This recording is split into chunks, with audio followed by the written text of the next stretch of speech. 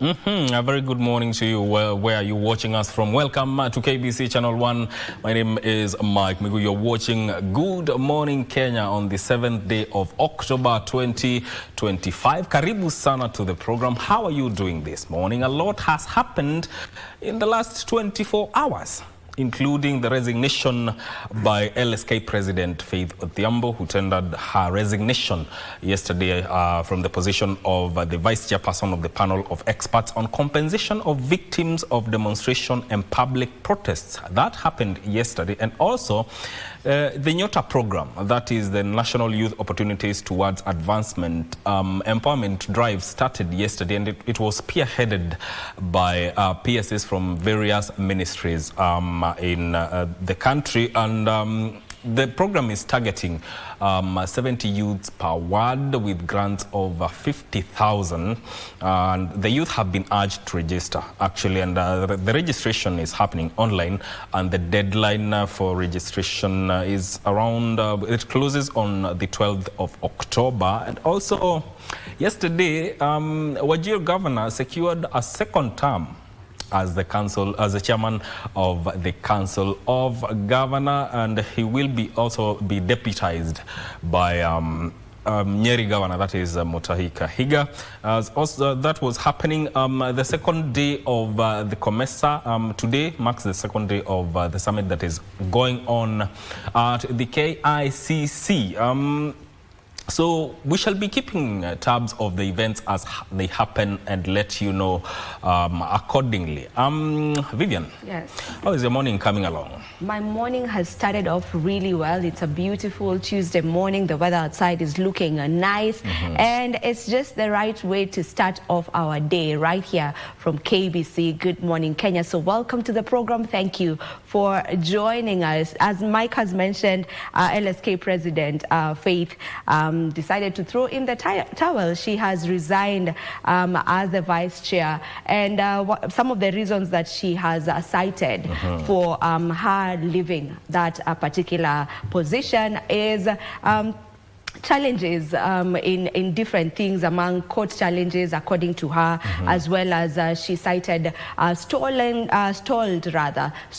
progress, like things are not moving as she wanted them to move, among other reasons. And we will be looking into that as well, I'm sure, when we get into the newspaper review. And today being a Tuesday, you know that we always talk matters health right here on the program. We try and cover different topics surrounding health matters, and today will be no different. We will be looking at rabies. Yes, rabies, and we'll be looking generally on its impact, and we try and look at how it is controlled and the treatment options available for someone with rabies. Just to let you know, rabies is a fatal viral disease that affects the central nervous system of mammals, and it usually happens through a bite. So if you get bitten by a mammal with rabies, for example a dog, you get it, and it is a fatal disease. So we will be looking into that and try and look at ways in which you can be able to control it, and if it is treatable, how to go about the treatment of rabies as a disease. So you definitely want to stay tuned for that conversation that will be coming to you later on this show. Marie, good morning. How's your day coming along? Very well, by the way. It's a good morning. Oh, yes. We are here, early birds, yeah? For sure. Exactly. So a very good morning from wherever you're joining us. My colleagues have definitely mentioned some of the things that we'll be covering for you in this particular bulletin, and definitely later on in our live coverages. And day 2 of the common market for East and Southern Africa continues. COMESA at the KICC, that is in Nairobi. My colleague Regina Manyara will be there and bringing us up to speed with what will be happening there later on, even within this Good Morning Kenya program. And today the Business Forum will be taking center stage, where business entities will be talking about trade barriers, because COMESA is all about trade, and so all that will be coming to you later on in the day during our live coverages. But right about now, let's look at what's making headlines in as far as news is concerned. where the government has intensified a nationwide campaign to register more youth under the National Youth Opportunities Towards Advancement Nyota program, a flagship initiative aimed at equipping young Kenyans with skills, startup capital, and work experience for self-reliance. Principal secretaries led countrywide sensitization drives in Baringo, Kisumu, Homa Bay, Kericho, Isiolo, Uasin Gishu, and Kajiado counties, calling on the youth to seize the opportunity before the registration window closes on October the 12th. The National Youth Opportunities Towards Advancement, otherwise known as Nyota project, is rolling out across the country, targeting 70 young people in each of the 1,450 wards across the country, with a grant of 50,000 shillings each to support small businesses and create jobs. In Kisumu, the Principal Secretary for Children's Services, Karen Ogola, urged youth to register for the initiative and save part of their 6,000 shilling monthly stipend as they undergo practical training in housing and infrastructure sectors. The youth who are not employed, they will be skilled to allow them to get employment. Because you find that most employers, when they're looking for somebody, they say, what skills do you have? So if the youth do not have the skills, they cannot also be employed. In Baringo, ICT PS John Tanui called on chiefs and local leaders to mobilize more applicants, noting that Nyota provides a pathway for innovation and digital jobs. When this program was rolled out, the number of participants was very low. Where we need 70 people, you find we have 20 people. So we need to sensitize our young people about this program and also ensure that the targeted category can actually participate. In Homa Bay, Interior PS Raymond Omolo said over 2,800 youth will benefit from 140 million shillings in grants under the business support component of the program. The application is through a digital process. They need to dial *254# for them to get into the Nyota program. And within the Nyota program, as I've explained, there are several work streams, and we are starting with the business support work stream. In Kericho, Agriculture PS Paul Rono led the sensitization drive at the Technical and Vocational College, emphasizing that Nyota is designed to empower vulnerable youth, including those who dropped out of school. We felt that this team are very disadvantaged. We are not saying the other youth are not taken care of. There are other programs to take care of other youth who have qualification. In Isiolo, Petroleum PS Mohammed Liban launched the project targeting 700 beneficiaries drawn from the county's 10 wards. We have now given them from tonight up to 12 so that they'll be able now to enroll to make sure that at least we get a minimum of 70 youths, and these 70 must be 50-50 so that girls cannot be left behind and the boys can also hand together. 1,450. In Uasin Gishu, MSME Development PS Susan Mangeni reaffirmed the government's commitment to youth empowerment, announcing an extension of the registration deadline to October 12th. The final selection will be dependent on how you perform on entrepreneurial aptitude test, where you are taken through some exercise, some few questions just to gauge at the level of your understanding in the sector that you want to take in.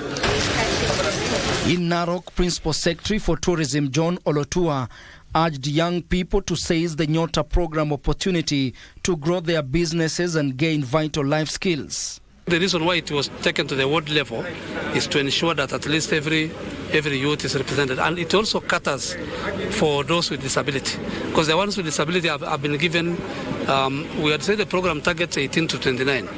But the people with disability have given up to 35 years of age. They can be able to qualify to apply. With the government racing against time to close the registration window on October 12th, officials say the National Youth Opportunities Towards Advancement Nyota program, being implemented at the cost of 5 billion shillings, seeks to turn job seekers into job creators across all the 47 counties. Ben Chumba reporting there. In the meantime, the government has refuted claims that the National Opportunities Towards Advancement project, dubbed Nyota, is discriminatory based on age and educational qualification. Speaking in Nairobi, Land's Principal Secretary Nixon Korir says the program, targeting over 820,000 people, will be transparent and all-inclusive. Sensitization on the second phase of the government's flagship National Opportunities Towards Advancement kicked off Monday, targeting 70 beneficiaries aged 18 to 29 years from all 1,450 wards countrywide on a 5 billion shillings grant. In Nairobi County, the exercise was presided over by Land's Principal Secretary Nixon Korir at Kareko Social Hall. I think in the next presentation, I will bring the statistics of the Kenyans who dropped out of Class 2, of Class 8, of Form 2, and all the way to Form 4. And yet they have families, and yet they have school fees to pay, and yet it is the responsibility of government to give them opportunity. In Kajiado, Irrigation PS Ephantus Kimotho, who led the exercise, warned that hundreds of Hustler Fund defaulters will not be eligible for the Nyota grants. Kimotho urged people living with disability in Kajiado County to seize opportunities and benefit from the grants. Thus, the program is considering the youth who reach Form 4 and didn't pursue further studies after that, and also for those who have some debts in Hustler Fund also may not qualify. They are startups. In Kitui County, Livestock Development Principal Secretary Jonathan Mweke urged locals to embrace the Nyota program and ignore naysayers who criticize the government's projects being initiated in the area. As long as umekuwa na hiyo requirements ya umefinyika sana, yani uko hali mbaya sana kimaisha, kiuchumi, hii mradi unaweza qualify. Prior learning policy. Meanwhile, in Kiambu, Correctional Services Principal Secretary Dr. Salome Biako says the Nyota initiative is part of a broader government effort to tackle unemployment by equipping young Kenyans with practical skills and resources to build their own livelihoods. The project also promotes a sustainable savings culture among the youth through mandatory saving of 12% for both business support and on-job experience beneficiaries, which will be matched up if they continue building up on their savings. And in Meru, the sensitization on Nyota project was conducted by Diaspora Affairs PS Rosalind Jogu, who asked leaders to mobilize the youth and apply in large numbers. Get young people to do this application. It is available on the phone. It does not have to be a smartphone.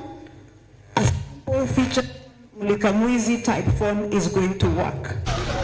In Kirinyaga County, Public Health and Professional Standards Principal Secretary Mary Mudhoni says the Nyota program was in line with the government's bottom-up economic transformational agenda, a key promise made by President William Ruto to uplift vulnerable groups and promote self-reliance among the youth. And also, when you look at Nyota, it is aligning with the better pillars: agriculture transformation, MSMEs, digital superhighway, the creative industry, healthcare, housing, and exactly where Kirinyaga is strong. While in Makueni, Aviation Principal Secretary Terry Mbaika challenged young people in the county to take advantage of the grants to uplift their livelihoods. We'll be opening the portal from midnight for 6 days so that we encourage and have those who have been left behind to be in a position to apply. We do not want to leave any part of this country behind. Joseph Ohungu for Prime Edition. Thank you, Joseph Wakungo. Now to matters health, where the Council of Governors has dismissed claims by the Kenya Medical Practitioners, Pharmacists and Dentists Union concerning deaths of 136 children in Kiambu County due to the ongoing doctors' strike. Now, according to the Council, health services are ongoing in the county, and the allegations are meant to tarnish the name of Kiambu Governor Kimani Wamatangi. Meanwhile, the Council has retained Wajir Governor Ahmed Abdullahi to serve as its chairperson for a second term. Wajir Governor Ahmed Abdullahi and Nyeri Governor Mutahi Kahiga will continue serving respectively as the chairperson and vice chairperson of the Council of Governors. Tharaka Nithi Governor Muthomi Njuki is the new COG whip. He replaces Stephen Sang of Nandi County, who becomes the chairperson of the Resource Mobilization and Partnerships Committee. During the session, the Council of Governors came to the defense of Kiambu Governor Kimani Wamatangi, who has been on the receiving end of alleged deaths in Kiambu hospitals as a result of the ongoing doctor strike. The Council disassociates from the headline about the death of 136 babies and categorically states that it is not factual, it is pure witch hunt. The health function in Kiambu is functional. Kiambu has doctors in all its facilities, and they are all on duty. According to the Council of Governors chairperson Ahmed, the allegations are politically driven. We urge the Ministry of Health and KMPDU to stop politicizing health, and you too appreciate that our politics is very toxic. But let's keep that toxic politics out of healthcare. Abdullahi said counties should be given space to deliver on their mandate. It's not supposed to be run from Avi House in Nairobi. We want to reiterate that health is a default function, and we must be free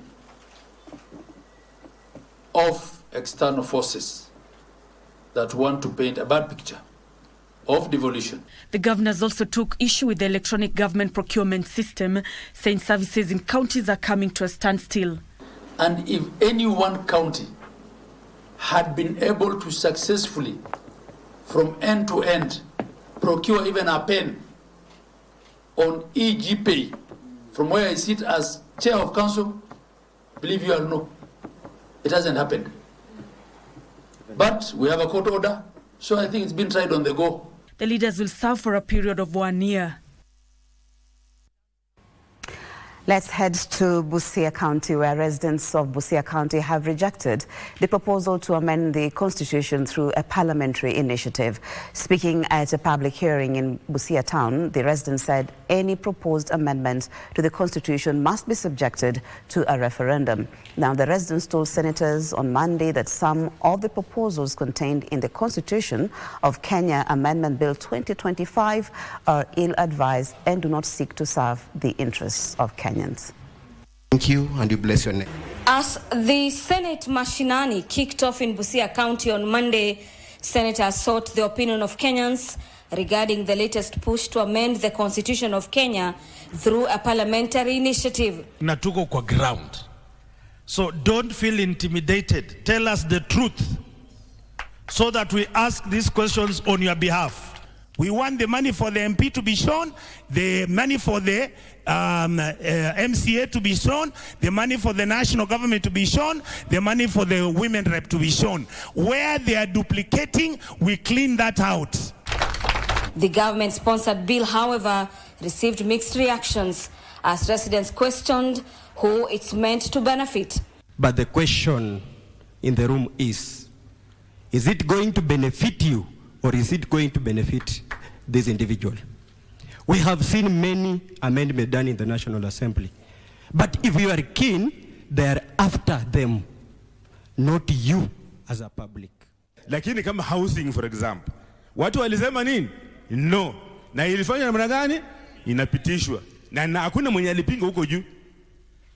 That is why inasema vitu ya whipping hii. Ati mnakuwa whipped na mkubwa apati na nyote mnanyoroshwa. Hiyo ni kitu mbaya sana. We have to think about these things. The proposal to amend the constitution through parliament as proposed in the bill was met with criticism as residents called for a referendum. Na kama referendum ilifanywa, ndio tutoke kwa ile katiba ambayo tuliwacha nyuma mzee, tukaingia kwa hii. Bwana tusitumie huo mpangilio, ndipo kura itolewe. The residents, however, welcomed the proposal to have the Senate vet state officers and participate in the budget making process. Angalia, unaona vile ni parliament peke yake ile ya MPs ndiyo inapitisha mambo. Unaona hata vetting yenye inafanyika pale vile mmesema vetting ifanyike huko na ifanyike huko. Mnaangalia hata mtu ameshindwa hata kusema kitu, hata mtihani hajapita, lakini hata amepitishwa. Si huwa tunaona vitu kama hizo. So vitu kama hivi tunaangalia tunasema, are they serious? Na sisi tuko huko tunaona. The residents lauded the establishment of the County Assembly Fund, saying its financial autonomy will enable ward representative to efficiently oversight the county executive. Unapata kwamba wakati vitu zimegwama pale executive, wao pia wanagwama. Other proposals include the creation of special seats to show up members in parliament. This is the first public participation exercise on the bill, with more engagements lined up to ensure a broad disclosure on the proposed amendments. This being yet another attempt to amend the constitution, residents in Busia County have called upon the Senate to consider formulating laws that are for the betterment of all Kenyans and not for just the legislature. A look at sports, where national soccer team Harambee Stars have wrapped up their final training session ahead of their crucial FIFA World Cup 2026 qualifiers against Burundi and Ivory Coast. Now, the team is set to face Burundi in Bujumbura on Thursday before traveling to Abidjan to play African champions Ivory Coast next week. Head coach Benny McCarthy expressed confidence in the team's readiness, saying the players are in high spirits and determined to secure victories in both matches. Kenya currently sits in 5th place in the group with 11 points behind Ivory Coast, with the qualifiers nearing their final stages. The Harambee Stars are focused on giving their best performances in the remaining fixtures, hoping to improve their standing in the group and keep their World Cup dream alive.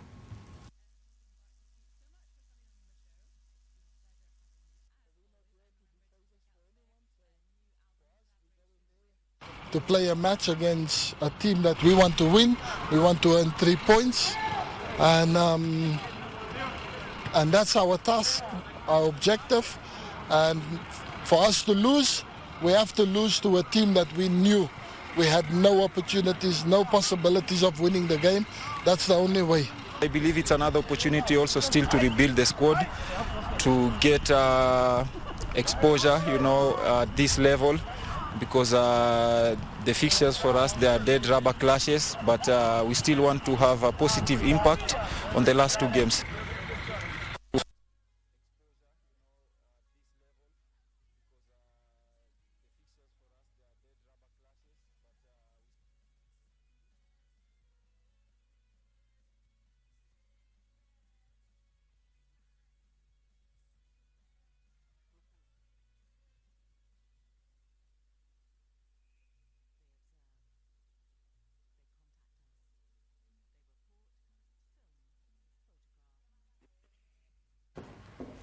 Well, the Kenyans should embrace locally made products for the country to achieve a multiplier effect in the international markets. This was the rallying call at the ongoing 24th Common Market for Eastern and Southern Africa, that is COMESA, Heads of State and Government Summit. That is actually ongoing today, being the second day of the COMESA Summit, and Deputy President, that is Kithure Kindiki, is expected to grace that occasion as the chief guest. And of course, my colleague, as I've mentioned earlier, will be there. That is Regina Manero, just bringing us the live proceedings of what will be happening there, bearing in mind that the business summit is what will be taking center stage during the second day of the COMESA Summit happening here in Nairobi at the KICC. With that, we bring the news to a close. But before that, just to indulge my colleagues, Mike and Vivian, and I can also see we have a guest already in studio. Yes. So it's the second day of the COMESA, Mike. Yes. And issues there are to do with trade and all that. Yes. I was asking Regina in the morning, we met before she left for the, for the KICC, and I was just wondering, like, what are the issues there? She told me issues of trade barriers and all that. And what's coming out is we trade less within the bloc, even on the continent in itself. And so, what do you think?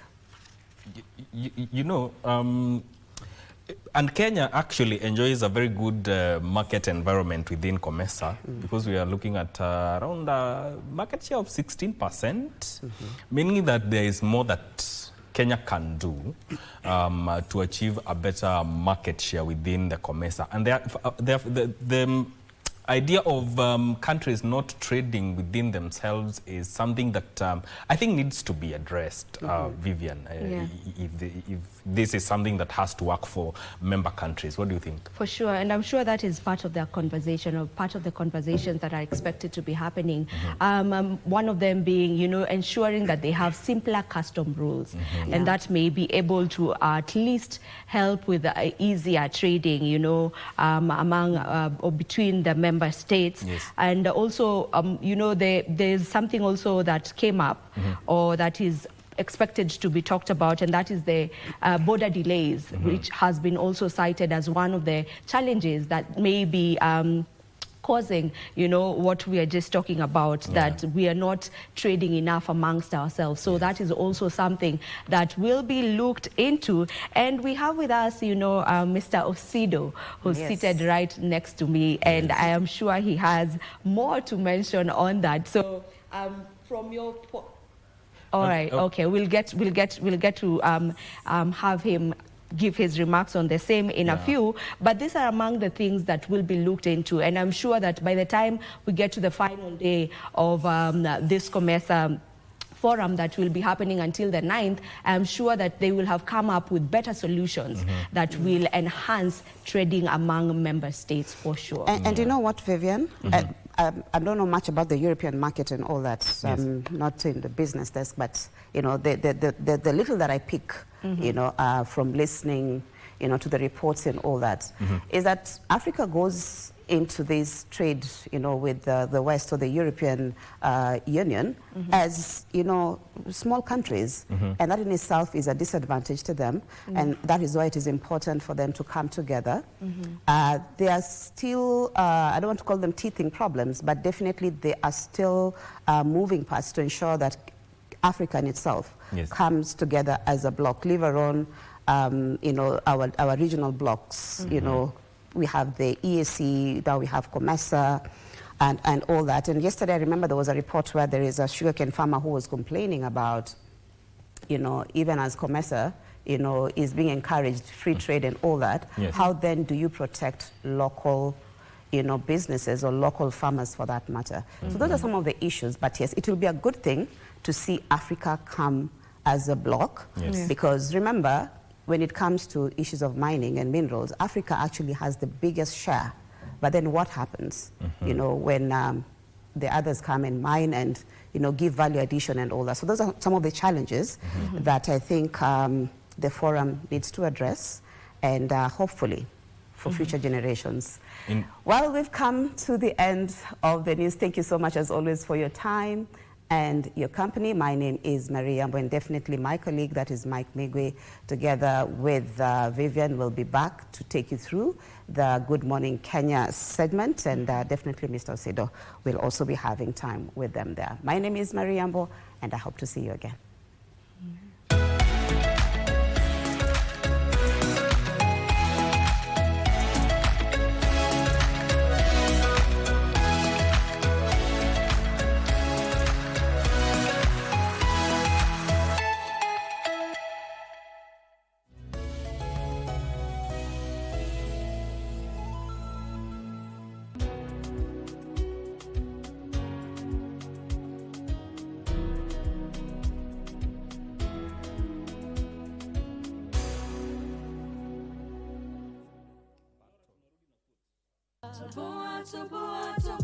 Kusho wendi kwa Big Mama. Kuna nyinyi hapa mpaka jioni. Sawa basi. Unajua ni customer wangu wa daily. Usiingilie biashara yangu. Sawa eh? Daktari! Nakuja saa hii. Ni nini? Daktari harakisha si ukuje. Maskini mtoto wa watu. Akisiku alifanyiwa mambo jamani. Hakuna mwingine leo nifasi. Ni George Matilda. Oh. Elijah wewe. Mlavalala. We are talking about a vehicle ownership. To many women, owning a car is all about convenience, safety, independence. I think for me, car ownership is such a huge milestone because it is what we call, for most ladies, a big girl purchase. You've been working, you've put in effort, and finally you're committing to something that adds value to you as a woman in terms of independence. When you are dealing with a lady coming to buy a car and a man coming to buy a car, they are quite distinct. Now you wonder, what was she looking for? So she's looking for affordable and she's looking for something that is easy to maintain. Yes. Now when you take her to that position, yeah, she comes out of it immediately and say, no, this is too small. There are no limits to what we can achieve except those we place on our own thinking. Wow. So the moment you think it, you can have it.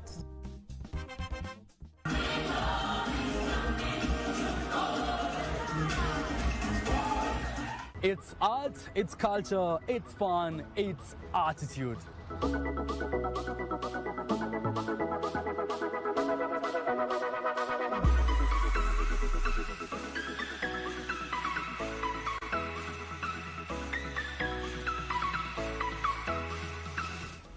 As you can see with me, I have this handkerchief. And is it really a handkerchief or is it? My name is Kevin Kasioki. Please join me each and every Friday at 8 p.m. only on KBC Channel 1.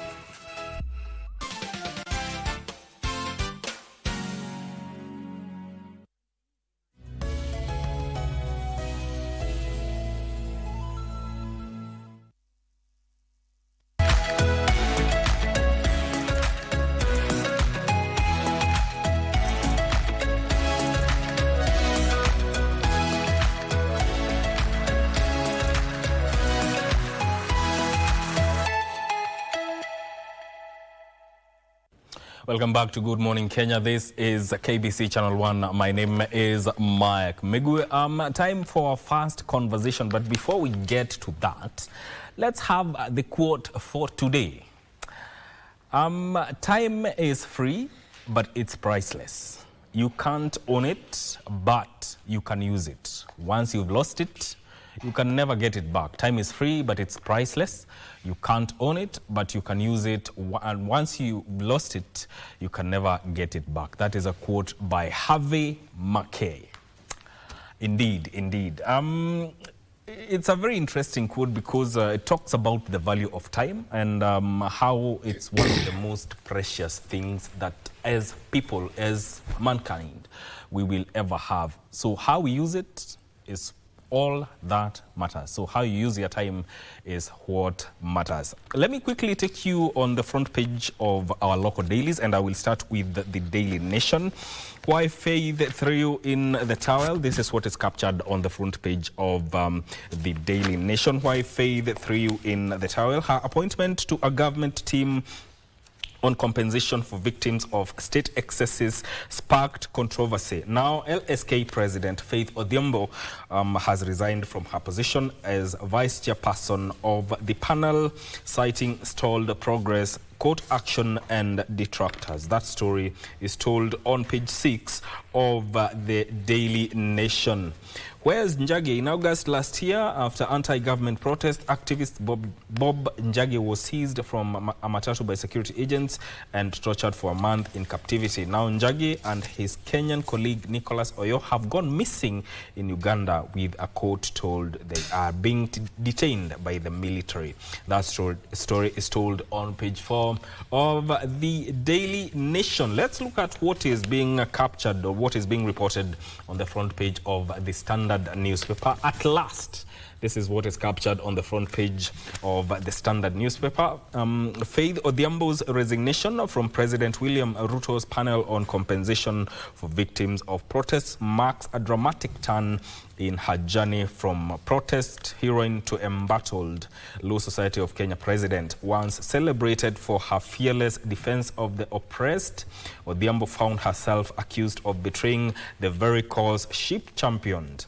Her exit after weeks of internal revolt and legal wrangles is being seen by many as an act of courage and a step to correct a misjudgment that had tainted her stellar record. Yet, as applause mixes with skepticism, many now wonder whether she will reclaim the moral ground that once defined her leadership.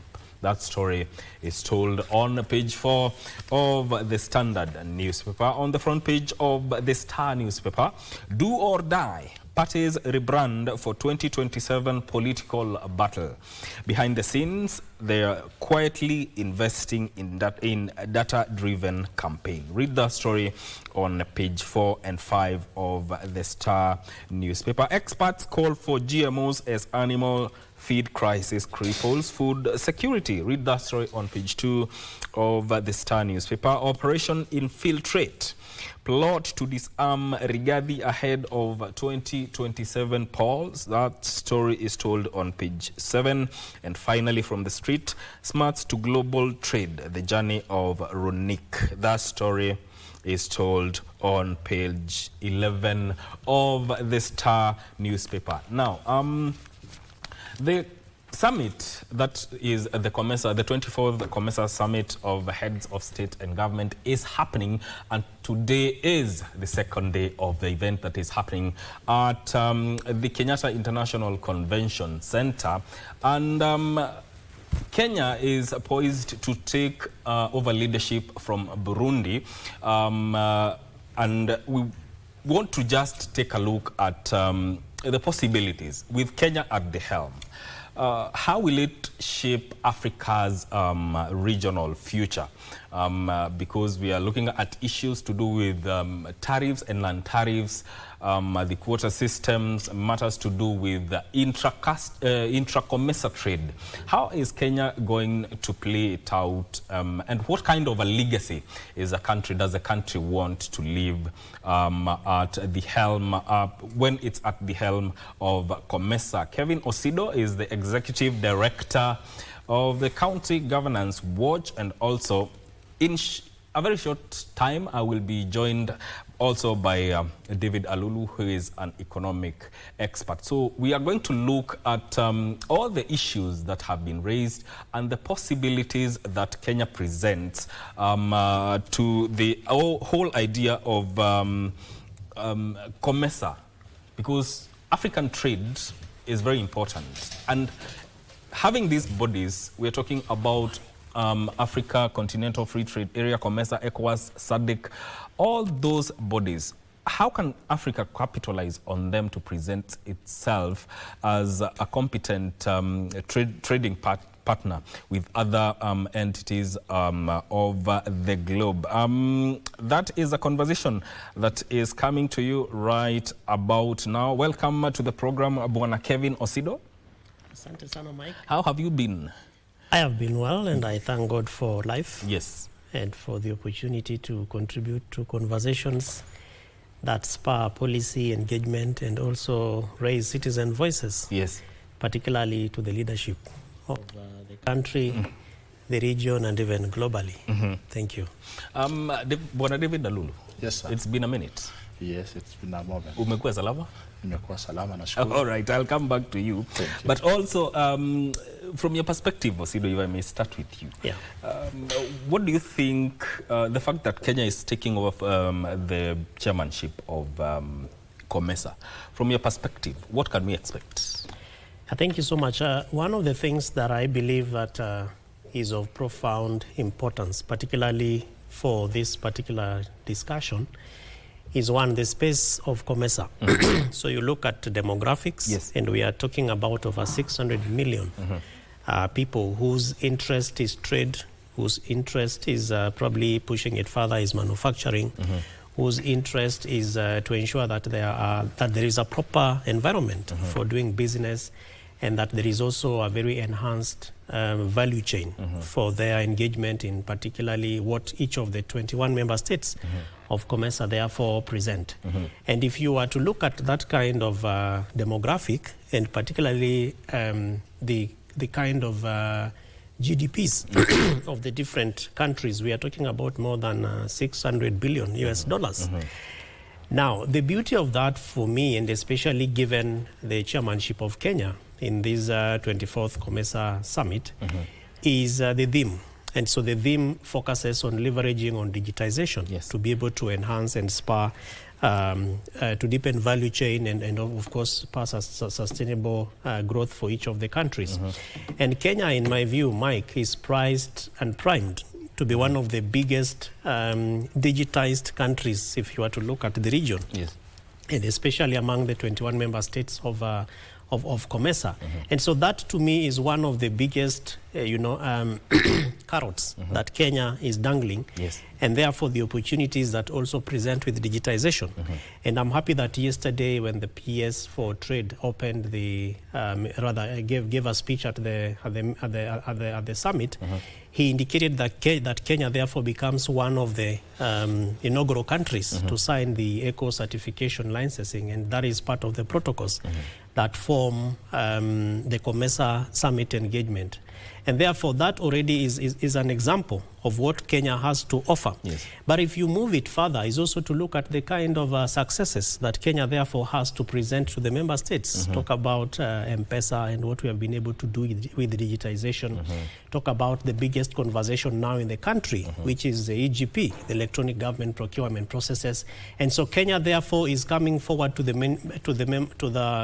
chairmanship with something to show and really value that can be added. But even the second thing that I think is a plus to us as a country is again the biggest talk of town right now, which is called the Nyota. And you see all the principal secretaries across the country, launching and sharing what really this presents.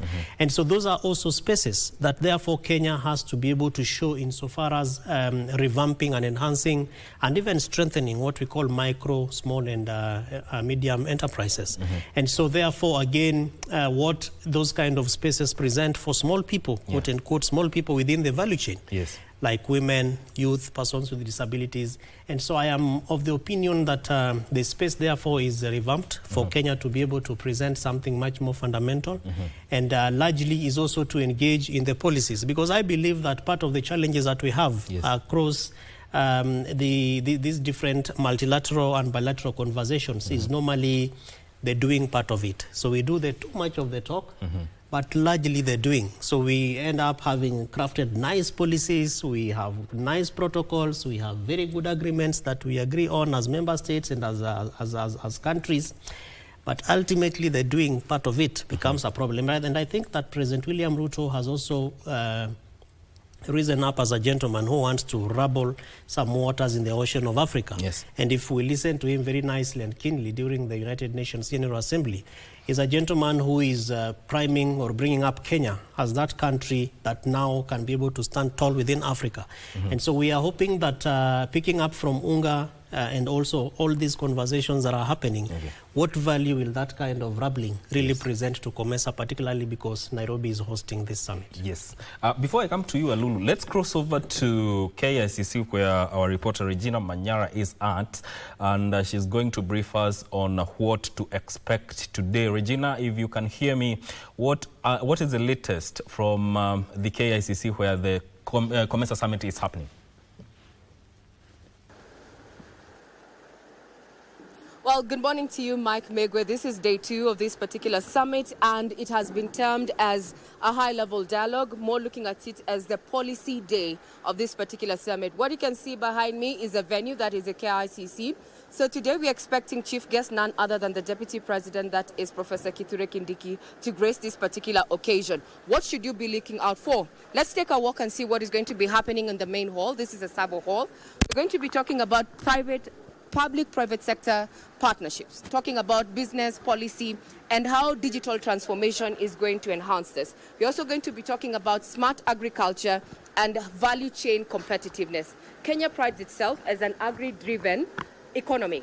But the question is, what we are trading on in as far as agriculture is concerned, does it give value to the farmer? So with the digital technology enhancement, is this going to change? Those are some of the questions that the partners are going to be dealing with.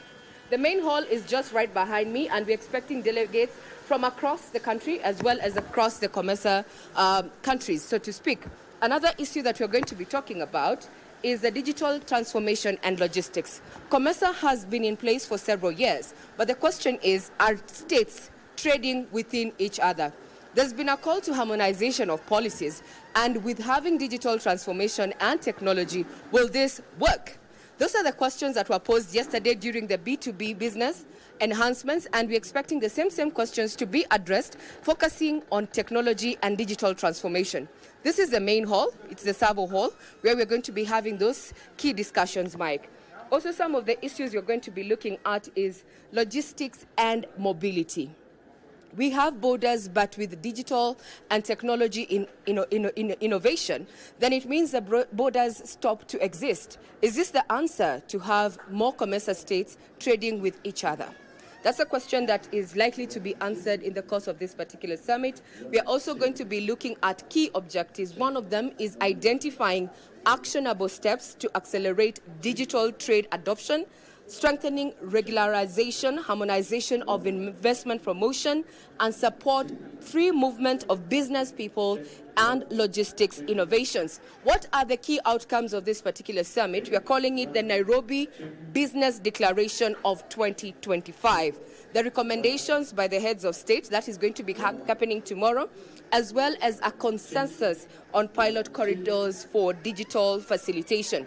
Looking at Kenya, we have been prioritizing the digital superhighway to enhance trade as well as movement of persons, and this might be just one of the things that Kenya is going to be pushing, given that we are going to be leading, or rather heading, this particular chairmanship. So we also have to look inwards when it comes to that. So those are some of the issues that we are likely to have prioritized on day 2, which has been termed as the 18th COMESA Business Forum, the high-level dialogue, public-private sector dialogue on digital trade, agri-tech, investment, and logistics. So in a nutshell, Mike, this is how the hall looks like. In several hours or several minutes, so to speak, we're going to be having our chief guest, that is the Deputy President, Professor Kithure Kindiki, to grace this particular occasion, Mike.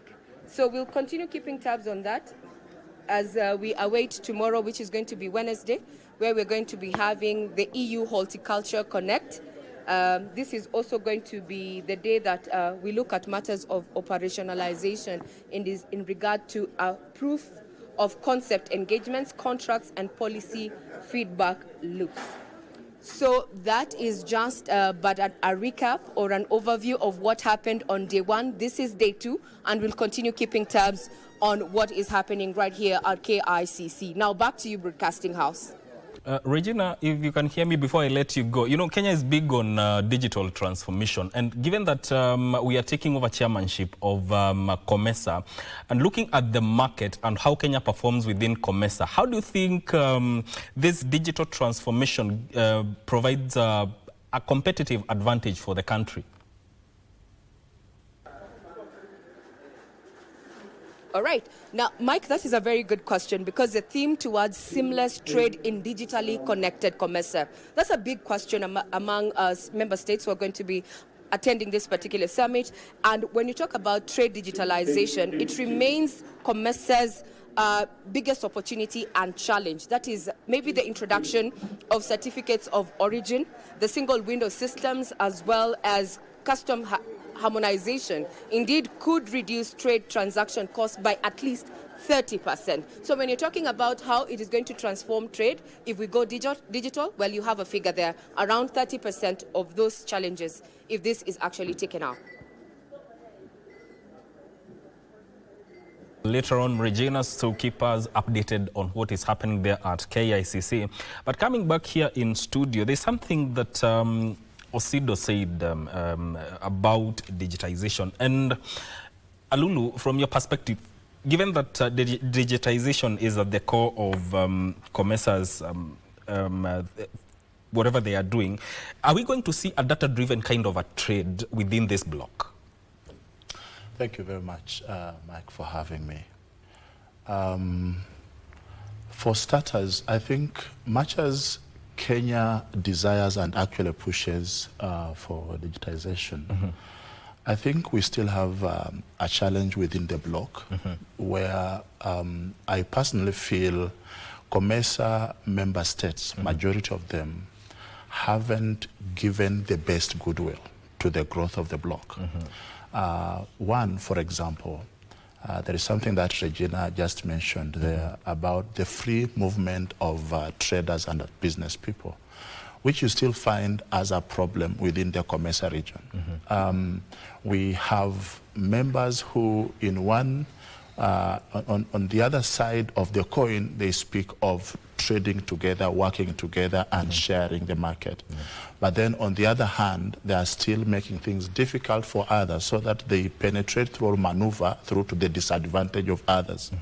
And so, yes, digitization is key and would work for a better growth of the bloc. But then the goodwill is what we lack now in the region. For example, we now have a problem with the issues of visas across the bloc. Yes. There are countries where unless you have a visa, you can't go, yet you are trading together.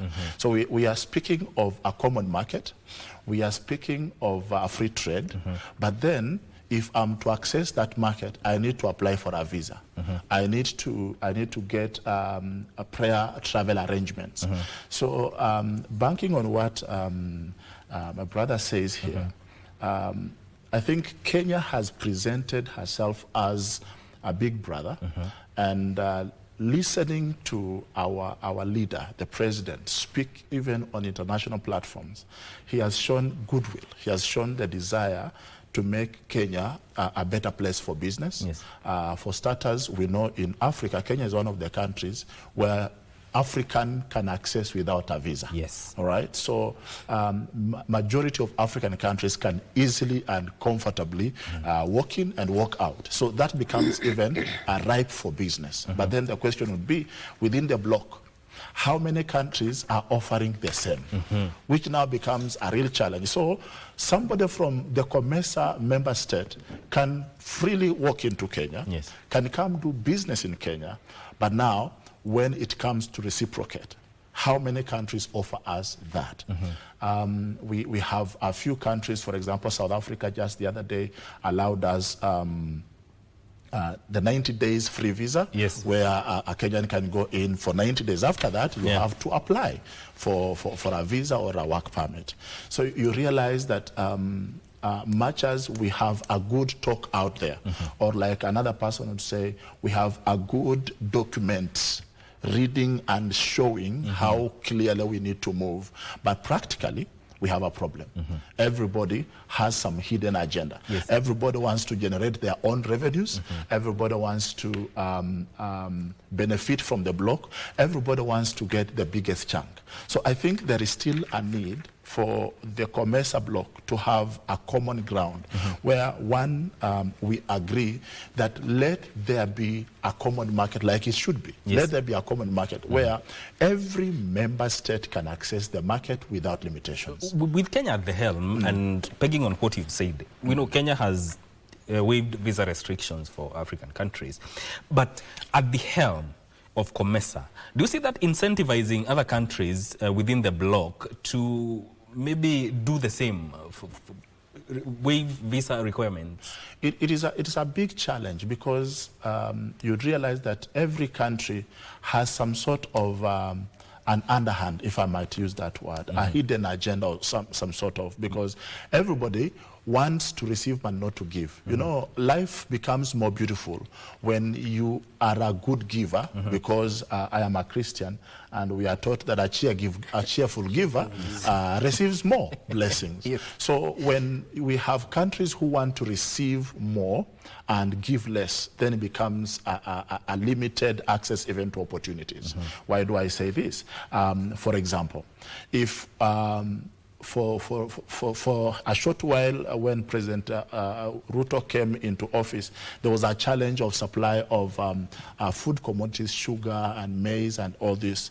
And we know some of these COMESA countries have really good production and supply of sugar, for example. But then you'd realize that we have other people who have a very unique interest that makes it difficult to trade within the bloc and prefer to trade outside the bloc. So to incentivize this and to make it work for the rest of the region, it might be a little bit challenging if there is no goodwill.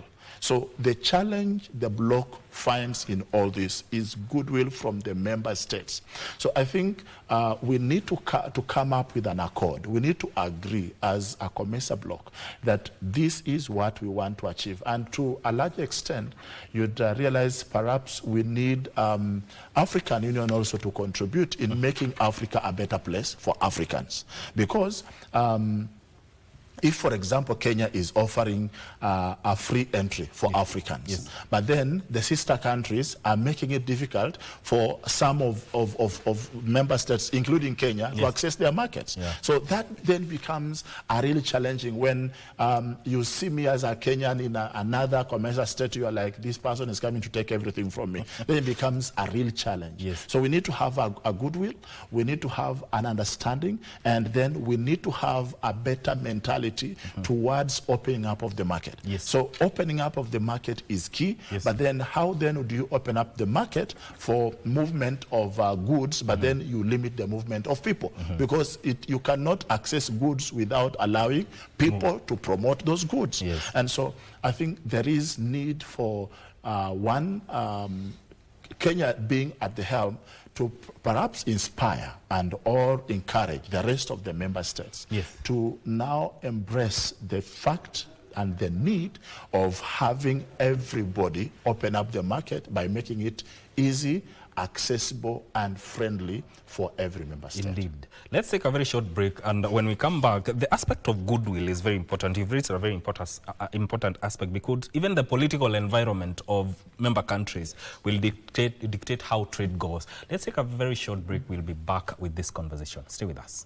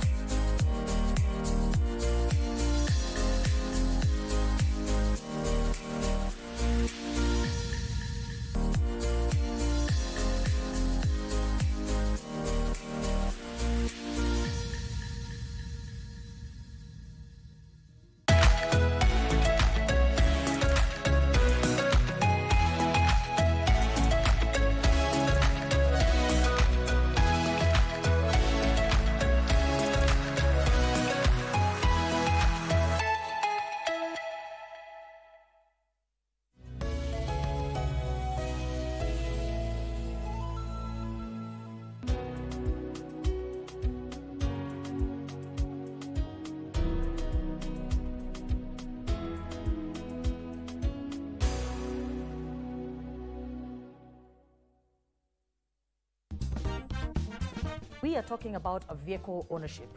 To many women, owning a car is all about convenience, safety, independence. I think for me, car ownership is such a huge milestone because it is what we call, for most ladies, a big girl purchase. You've been working, you've put in effort, and finally you're committing to something that adds value to you as a woman in terms of independence. When you are dealing with a lady coming to buy a car and a man coming to buy a car, they are quite distinct. Now you wonder, what was she looking for? Because she's looking for affordable and she's looking for something that is easy to maintain. Yes. Now when you take her to that position, she comes out of it immediately and say, no, this is too small. There are no limits to what we can achieve except those we place on our own thinking. So the moment you think it, you can have it.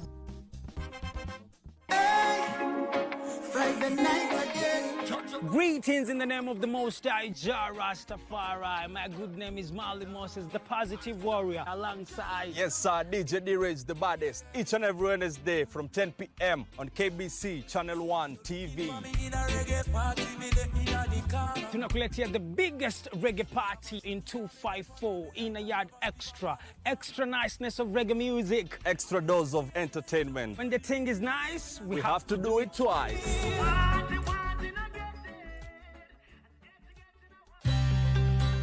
Want to enjoy free-to-air digital TV with crystal clear quality? Here's how to get started with Signet. Step 1. If you have a smart TV, you're good to go.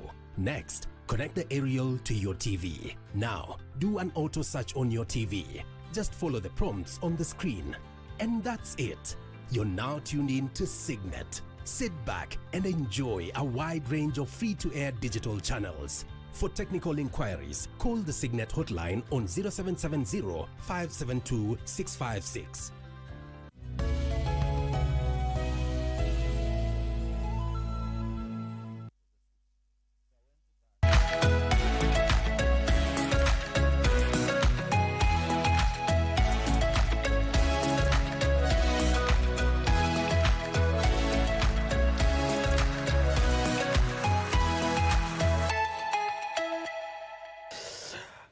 Welcome back. We're talking about COMESA that is happening, and with Kenya poised to take over the chairmanship.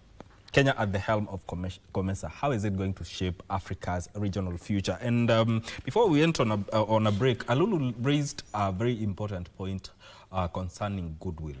And you know, goodwill even stems from political aspects of it all, and the political environment within COMESA member states. Osido, how do you think that influences trade within the bloc? Of course, Mike, it does, and that's a very good point by David.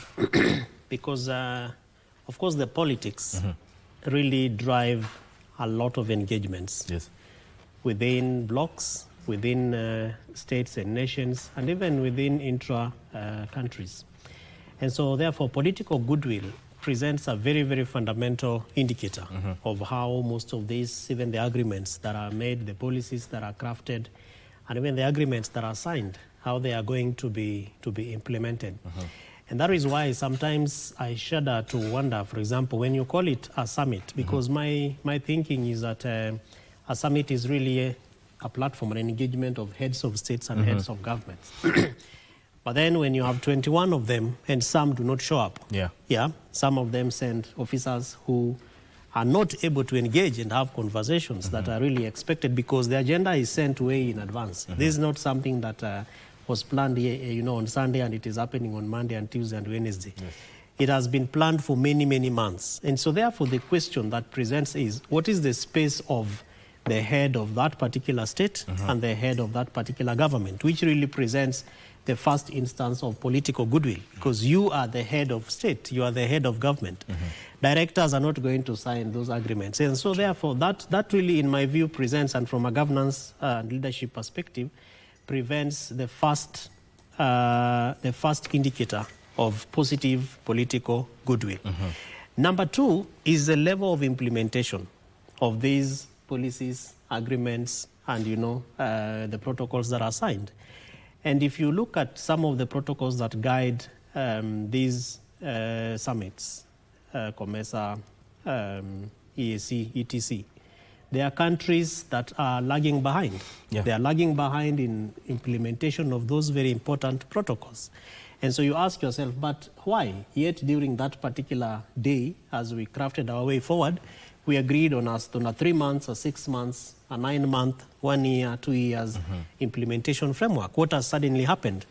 And if you look at it, you wonder why, therefore, political goodwill is being dented. Because the expectation, Mike and David, is that this is for us, is for free trade amongst ourselves. It is going to be a common market. So all of us have some value that we are adding into the market. But how come it is not exciting, therefore, to the other state or to the other government? And I believe that there is therefore an urgency, Mike, insofar as auditing implementation processes. So that if we are talking about the 24th COMESA summit, what happened in the 23rd? What happened in the 22nd? How was the 9th? The first one, when it started, how did it start and what were the agreements? Because how was the implementation? Yes, exactly. Therefore, we begin to underscore why some states and governments would be lagging behind. But of course, an excuse that might be given is what I would call government transitionary periods, because of course, President William Ruto was not there probably in the previous one. People like, President of Zambia, we just had them having their elections the other day. So probably transitions and change of governments. But remember that does not change the protocols. Correct.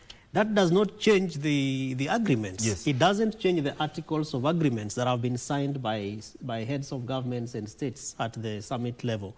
So the question, therefore, that begs is, what is this thing that might not excite positive political goodwill. Yes. And I think for me, two things that therefore come up is one, trade competition. Yes.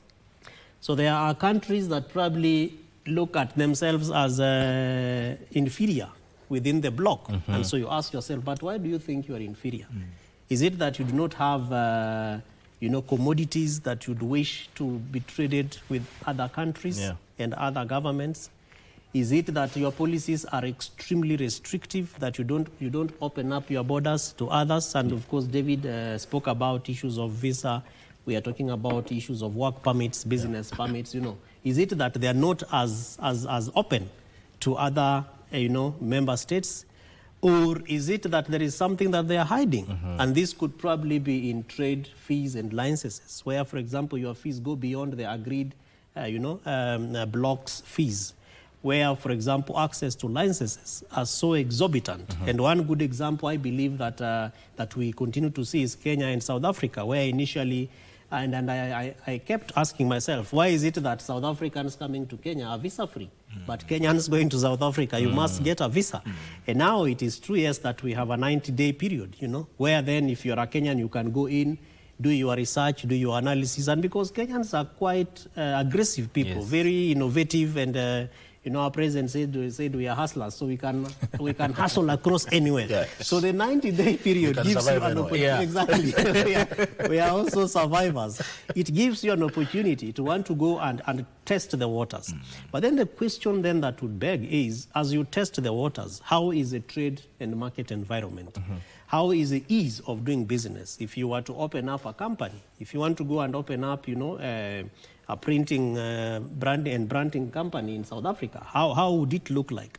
So there could be a mechanism or a sense in which, Mike, therefore, that these trade licenses and the policies that are made to domesticate, these kind of protocols like COMESA protocols and among others, become so stifling to know, quote unquote, President Trump's words, immigrants or people who come from other countries to want to trade with these countries.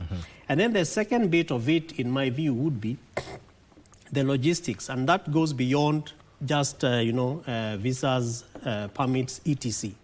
But even the ease of engagement within the bloc itself, within a country.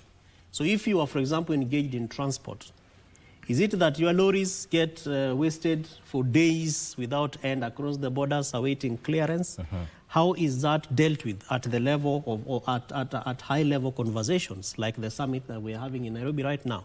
Because over time we've even seen, madereva wa lori wakigoma kule Busia, Namanga, among other places, within the COMESA bloc. Yes. How is that engagement undertaken to be able to make it easy, for movement of goods and people? Because if we are not keen to look at how we also excite traders, how we motivate businessmen and businesswomen, I think that those are some of the things that people will begin to say that these are just talks without actions. Because, for example, right now, roads are closed in Nairobi because we expect that delegates are supposed to move from one area to another. Heads of states are supposed to be, within the shortest time, head to KICC. And so Kenyans are watching and seeing what value blocking us and keeping us waiting because kuna fuleni ya magari, what value will it add to us who are going to work, who are transporting our businesses, our goods and our, tradeware? What value will that conversation really attract? And of course, our other neighbors, who are members of COMESA, also asking themselves. So our officers have gone to Nairobi. What value will that add insofar as making business easy for us? And I think, therefore, that political goodwill, Mike, in my view, presents the very first opportunity for us to be able to crack some of the challenges and some of the difficulties that really emanate from business and, of course, trade within the bloc. Indeed, and also the aspect of infrastructure and connectivity within COMESA region. And Kenya, having ports, logistic corridors, digital systems, to improve cross-border trade and competitiveness. How do you see Kenya leveraging on this to enhance trade? To just add up on what he said, even closer home to the East African community, for example, where you have some member states not remitting their dues on time. Sometimes goes for years, and you'd hear cases of the Secretariat having no funds and activities not moving and all this. So I think the political goodwill is very key for COMESA and any other protocols to work. I think we are too excited as a people to sign protocols, but not very keen to implementing them. That is the biggest challenge we have. Even back at home, I think the biggest challenge everybody finds is a scenario where we have very good policies, we have good promises, we have spoken about how well we want to achieve, but then somebody sits somewhere and decides, I'm not going to make this work, because if it works, then somebody else or tomorrow will not have this opportunity. In terms of infrastructure, I think it still connects with the goodwill, because we have like landlocked countries within the bloc, which depend on countries like Kenya, who have access to the port and all that. But then you'd realize that there is still this competing factor. Sometimes back we had some issues with I think Uganda, Tanzania, and Kenya about the pipeline, Hoima through to Mombasa and through to Dar es Salaam. And there was this, the other one offers law or something, and this one looks like, you know, there is this serious interests and competitions that sometimes you find so unhealthy, because if we are going to grow the bloc, there are things we can easily and simply agree. For example, talking of that infrastructure, we would say if Kenya, Uganda wants to trade on that area of the pipeline, maybe Tanzania, Congo, or Tanzania, Rwanda might want to agree on something else. And you see, you make the region freely accessible, the market open for everyone to try and do their thing, without necessarily having to hype it up and cause a lot of tension amongst the residents and the citizens of the bloc. And so leveraging on the infrastructure is key. But then we still find ourselves in this a very critical scenario and a challenging part of it, where everybody wants to feel as if they are the best. I am better than you. I can do better than you. I have more resources than you. You know, competition is good, but then within the bloc we want to have a healthy competition. If I am going to Europe, for example, today, whether I'm going to Germany, Netherlands, France, wherever, I go for, it's called Schengen visa. Schengen. Just one, and I move across the 27, 29 countries. While here in East Africa, for example, just the other day I had a friend who was visiting me from the Gambia and needed to go to Kenya, Tanzania, Rwanda. You can imagine the challenge where there is this agreement between Kenya and Rwanda that you can have one visa to go through Kenya, Uganda, Rwanda. But then Tanzania on the other side says you must have our own visa, different from the East Africa. So you realize that we are making things so difficult. So there is this non-COMESA member state who still finds opportunities in East Africa, for example. But one of the member states makes it difficult for this person to do business in East Africa, looking out either opportunities for this country or the other country. So, you know, somebody finds it very costly to pay $100 for East African visa, and they still can pay another extra $100 to go into Tanzania, for example. So you realize that even in as much as you want to bank on the infrastructure and the procedures that are laid to help make accessible the market, both COMESA and even the East African community, we still require a very serious agreement. He said something that makes a lot of sense. You know, whether systems and regimes change or not, the fact remains, once the government has approved and assented to a protocol, that is an official agreement that this stands. That even after President Ruto leaves office now, another president that comes in will not try to come and change what was agreed, not unless it is negotiated on this table of the bloc. And so we need to sober up and mature to an extent to understand that once a member state has assented and agreed to the protocol, then it is binding, it is legal. We must align ourselves to what we have agreed. And finally, I think we need to have some sort of respect amongst ourselves, where every member state should view themselves as an equal partner to the other. Nobody should feel like, you know, I am being undermined because my GDP is lower than the other. We should all agree that since we are member states, we are the members to this bloc, then all of us are equal. We can, there is something that Mike offers that David might not be able to offer. And once we look at life from that angle, we would realize that it makes a lot of sense to work together as a team. Because if I want to block you, I block everybody, yet I can't bear the weight that both of you could have handled, then I'm killing myself ahead of time. And so I think the bloc requires to have a sober mind. The bloc requires to agree amongst itself and see to it that whatever it is that we are doing, we are complementing each other more than competing against each other. When we agree on complementing, then it means what, for example, Zambia offers, maybe Kenya cannot offer. What Uganda offers, maybe Tanzania might not be able to offer. And we agree that we want, in Africa, we have been having a lot of infrastructure funding from African Development Bank, which cuts across the continent. And so there is no excuse whatsoever to why you should say Kenya is more developed than Zambia or Tanzania, because we all have access to this infrastructure funding and we can make it work. So we should agree. We should set protocols that favor everybody, and then once we have agreed, let us learn to abide by what we have agreed upon. Not agreeing and then you go sit back and say, to hell with this, we shall discuss it again at the next summit. And the next summit, we come back from where we left. The same issue. Summing it up from where he commented and said, we need to have an assessment report, for example.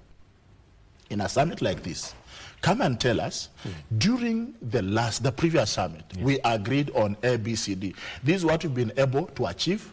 This we did not achieve because of this, and moving forward, we need to improve in this area. But you see, if we are in a scenario where, for example, a country like Kenya, using our own example, where every year we are given a finance bill, but then nobody comes to tell us the previous finance bill, the rate of success was this, the rate of failure was this is where we want to improve, this is where we want to cooperate. So we need to improve our systems in a manner that we agree to look at our successes, our hits and misses, what have we been able to achieve, and what are the areas, which one are the areas that require a lot of improvement, what do we need to benchmark, and what do we already have to offer so that others also come to benchmark.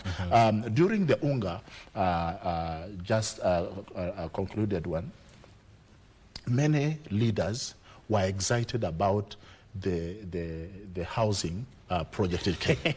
All right, many. Actually, I was very keen on that one.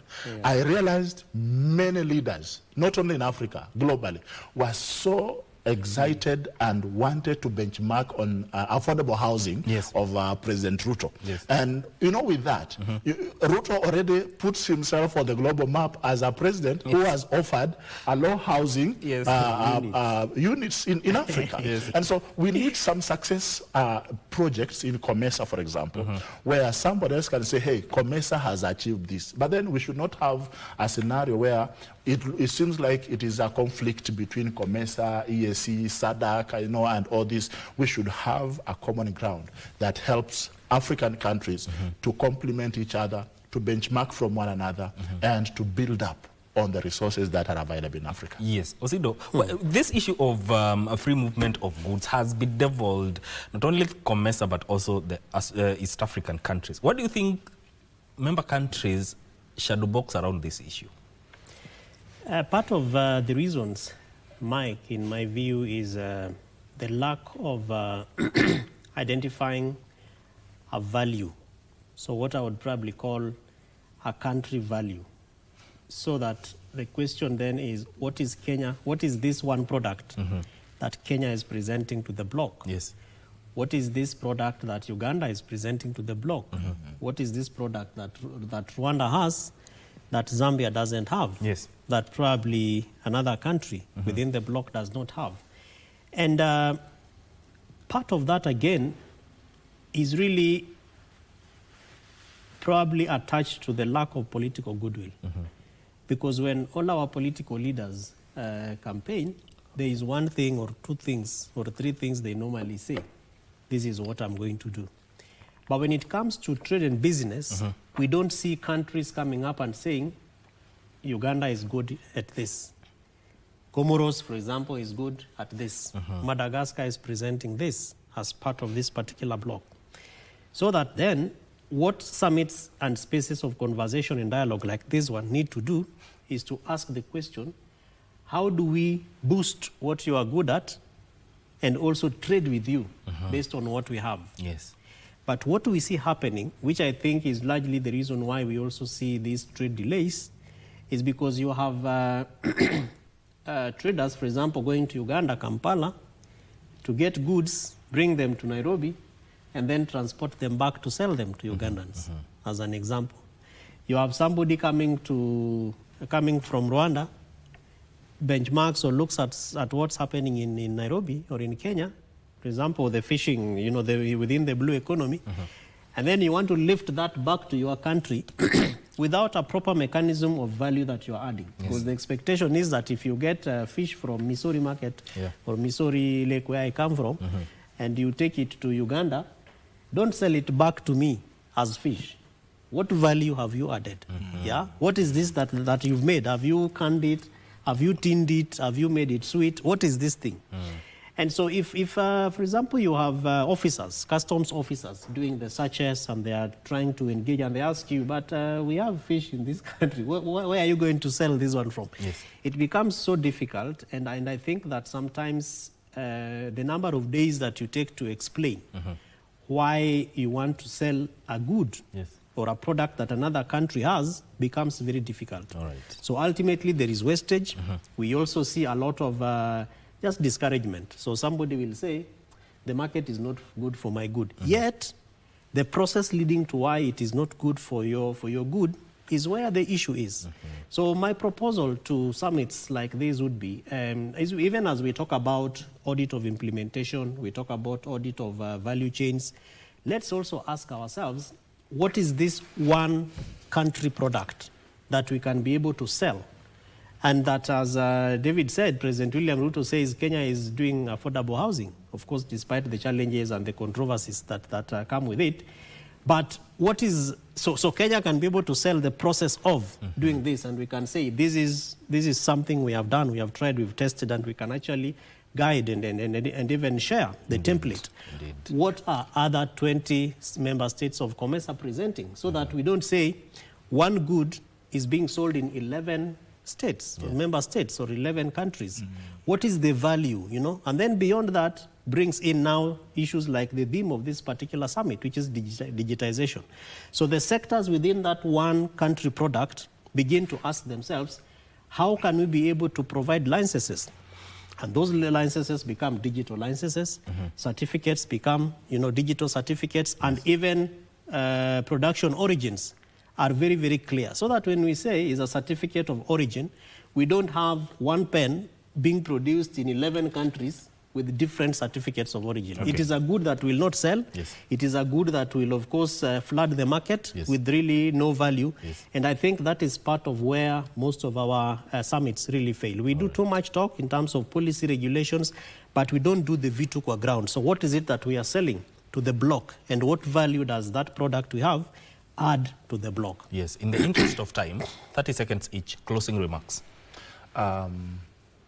I don't know if it was real or fake, but I saw something trending online the other day that some neighboring country said they wanted to put up a curtain to close a mountain. I saw it. You see? So that tourists from this other country will not be able to see the mountain on the other side, or something like that. Some of the statements that come from, even if it's just a joke, it's a bad joke. It demoralizes the success of these protocols that have been signed. So I think member states need to get serious. need to get committed and realistic. Let's agree on things we can achieve rather than agreeing on things out of excitement, because excitement can mess you up by thinking, you know, because everybody is doing, we can do it, then kwa ground vitu ni different. So I think we just need to agree and be realistic, be smart, and be achievers, so that we have something to show in future as other people come to benchmark. All right, Osido, 30 seconds. Yeah, mine is basically to thank Kenya for hosting and congratulate as well. But the expectation as a Kenyan is that we are going to add value, particularly in enhancing digital trade facilitation. Biggest conversations have been on non-tariff barriers. And I'm hoping that as the summit concludes, they'll be able to provide very clear measures that are going to be put in place. And finally is to empower the SMEs, and especially women and persons with disabilities, who of course spread across all the member states. And so the question then that would beg is, do they also have a space in summits like this where they can be able to share their challenges, their successes, and even make proposals for the betterment of the conversations? Yes. Thank you so much. Kevin Osido, who is the Executive Director of the County Governance Watch, and David Alulu, who is an economic expert, joining us here on Good Morning Kenya to talk about matters to do with COMESA. I want us to cross over to KICC, where Dennis Chisaka is already on standby to take or to steer the conversation around this summit. Chisaka, if you can hear me, take it away.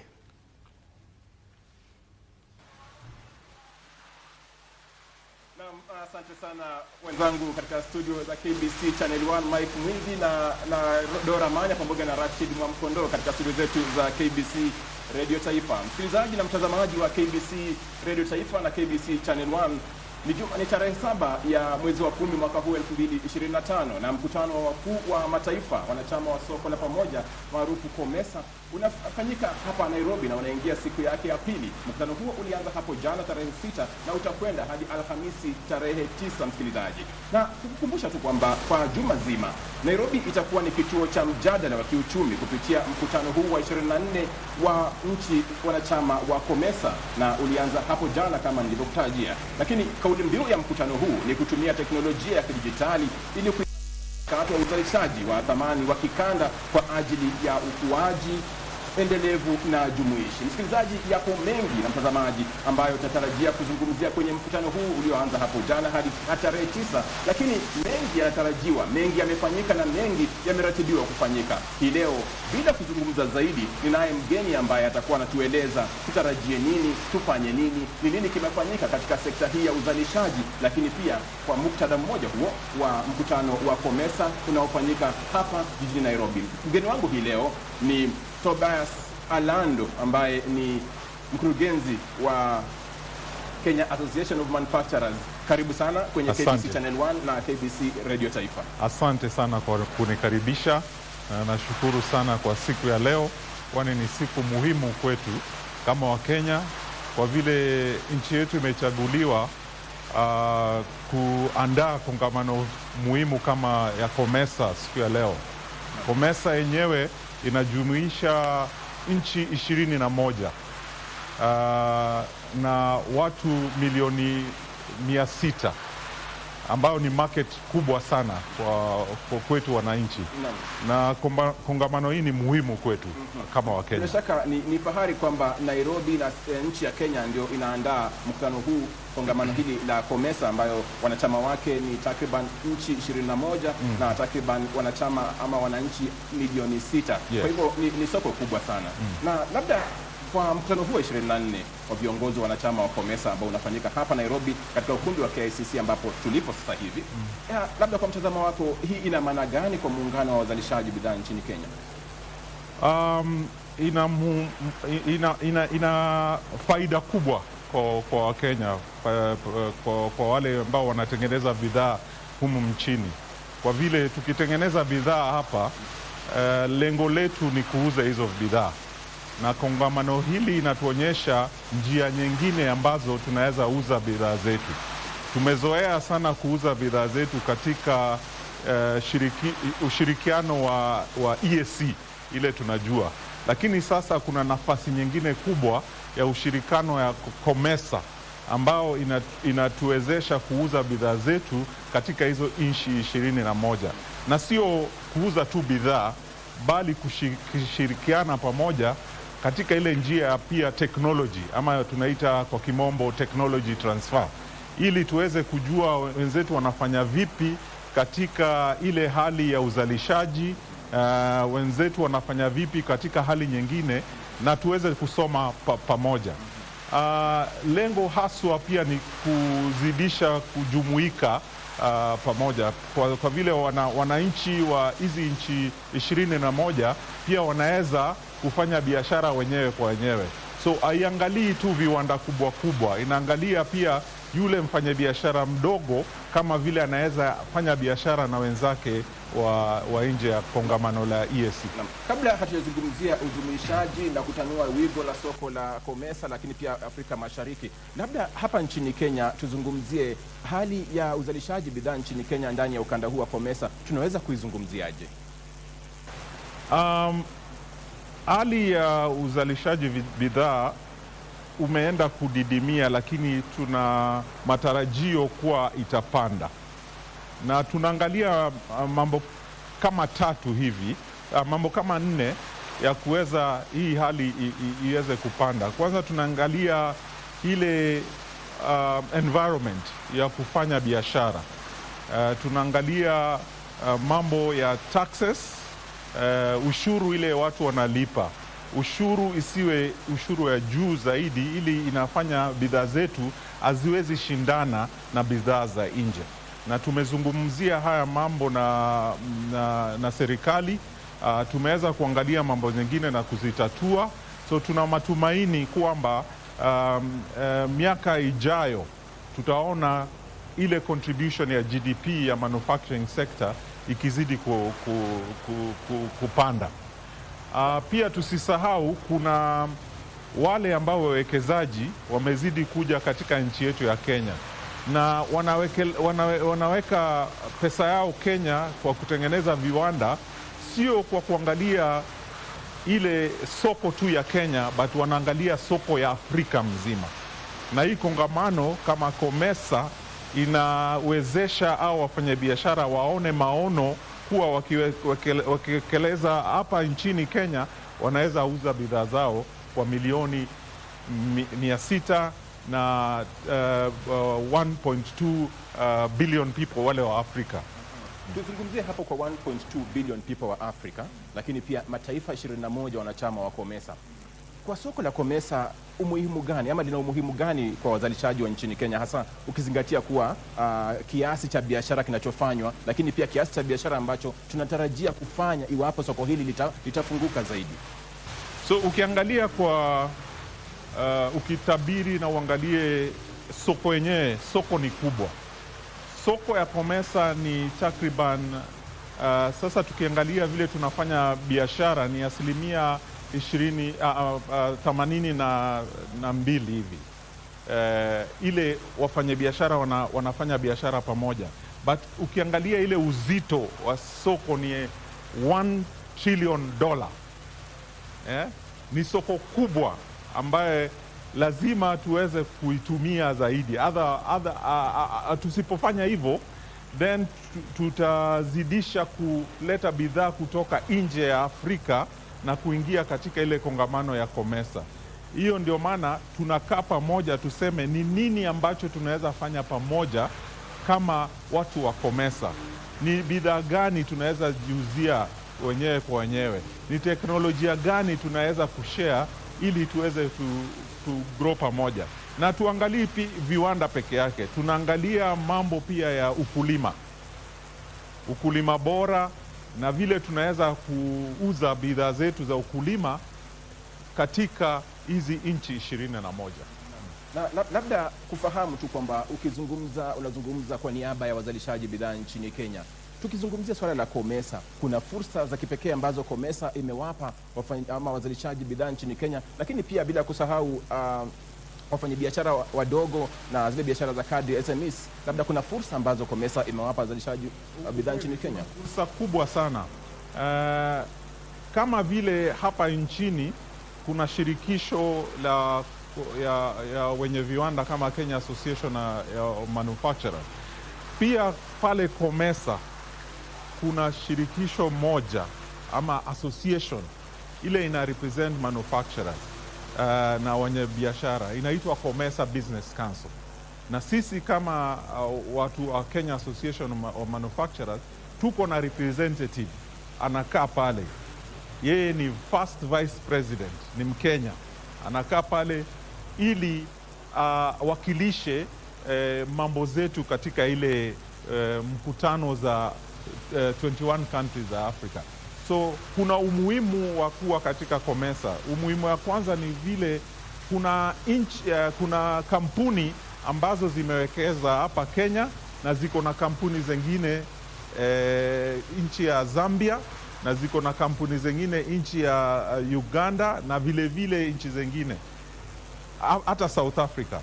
So ukiona wanaweza kutatua shida zote za uwekezaji ambazo wako nazo katika hizo nchi, na pia inaitwa cross border transaction, because hiyo ndio shida kubwa sana ya cross border transaction.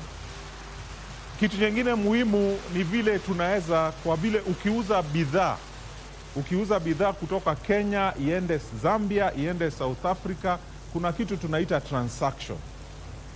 Na sasa kuna kongamano ya Central Banks of Africa, wanakaa chini, wanataka kutatua ile digital transaction.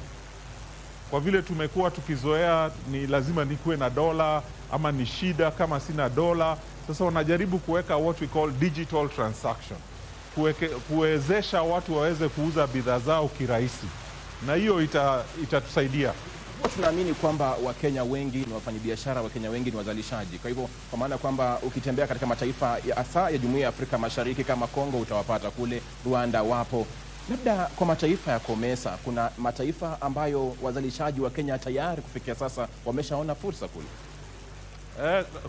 Kwa kweli kuna watu wameinvest in South Africa na pia Zambia, na kuna watu pia wanafanya kazi, Wakenya ambao wanafanya kazi katika hizi viwanda ziko nje, ama biashara zingine ambazo ziko katika COMESA. So Wakenya wako kila mahali, na hiyo ni advantage tuko nayo, kwa vile ukiwa na mtu mahali unaweza mtumia ili ujue ni hali gani kufanya biashara katika hizo nchi. Awali umezungumza kuhusiana na wadau wa biashara ambao kwa mara ya kwanza naibu wa rais wa kongamano hilo ni Mkenya. Labda kukufahamu tu, eneo huru la biashara la COMESA linasaidiaje Kenya kuongeza ushindani wa bidhaa zake katika soko la eneo hili? Nilisema kitu ya kwanza tunatafuta ni kwa kimombo tunaita market access, ili upate nafasi ya kuuza bidhaa, na ili kampuni zetu ziweze kuendelea, ziweze kuwa kubwa, ziweze kuajiri watu wengi, lazima tupate nafasi ya kuuza bidhaa zetu, na sio kuziuza katika EAC peke yake. Lazima tupate nafasi nyingine ya kuziuza katika COMESA. So hiyo opportunity tumepata, ndio maana tunatumia wakati wa sasa. Saizi tunauza mabati, tunauza vyuma, tunauza vyakula ambazo zinaenda huku nje, tunauza viatu ambazo zinatengenezwa hapa Kenya na zinaenda hizo nchi zingine. Hata kuna vitu pia zinatengenezwa katika nchi hizi za COMESA pia zinaweza kuja nchini Kenya. So ni ile hali ya kubadilishana na kuungana katika hali ya economics na biashara. Licha ya mafanikio haya yote na biashara zinazotengenezwa nchini Kenya na kuuzwa nje, lakini pia wafanyabiashara wa mataifa ya COMESA nje ya Kenya wanaweza kuuza ndani. Labda licha ya mafanikio haya yote, changamoto ni zipi? Changamoto ni kubwa sana, kwa vile kuna mambo ya logistics. Afrika tuko na hiyo challenge kubwa ya logistics, kwa vile kupeleka bidhaa na ndege ni Kenya Airways inatusaidia, tunaweza fika mahali kwengine, but ni bei ya juu sana. Tunafaa kuimprove on infrastructure, tukitengeneza reli ambayo inaweza connect South to North Africa, East to West Africa, itatusaidia sana. So kitu sasa inatupatia changamoto ni ile hali ya logistics. Kenya Association of Manufacturers inazungumza vipi ama inafanyaje kuhakikisha kwamba changamoto hizi zinatatuliwa kimataifa? Tumewakilisha proposals. Tukasema changamoto kubwa ni logistics. Tumewakilisha proposal kwa AU ambao wanajadiliana mambo ya infrastructure. Tuone vile infrastructure inaweza kutengeneza. Umeona vile Kenya wanaungana na Ethiopia na wengineo ili kutengeneza barabara. Umeona Uganda pia vile wanafanya upande wa Tanzania. Kuna pia Zambia na nchi zingine za karibu pia wanajaribu kutengeneza boda, barabara hizi za boda ili kuweza kulinganisha nchi kadhaa. Nikitoka hapa niende kwengine naweza peleka bidhaa zetu pia kwenda kwengine. So hiyo ni kitu ambao najua inaangaliwa kwa makini, na tukiweza kuitatua kabisa tunaweza kuwa na nafasi nzuri sana ya kupeleka bidhaa zetu mbali sana Afrika.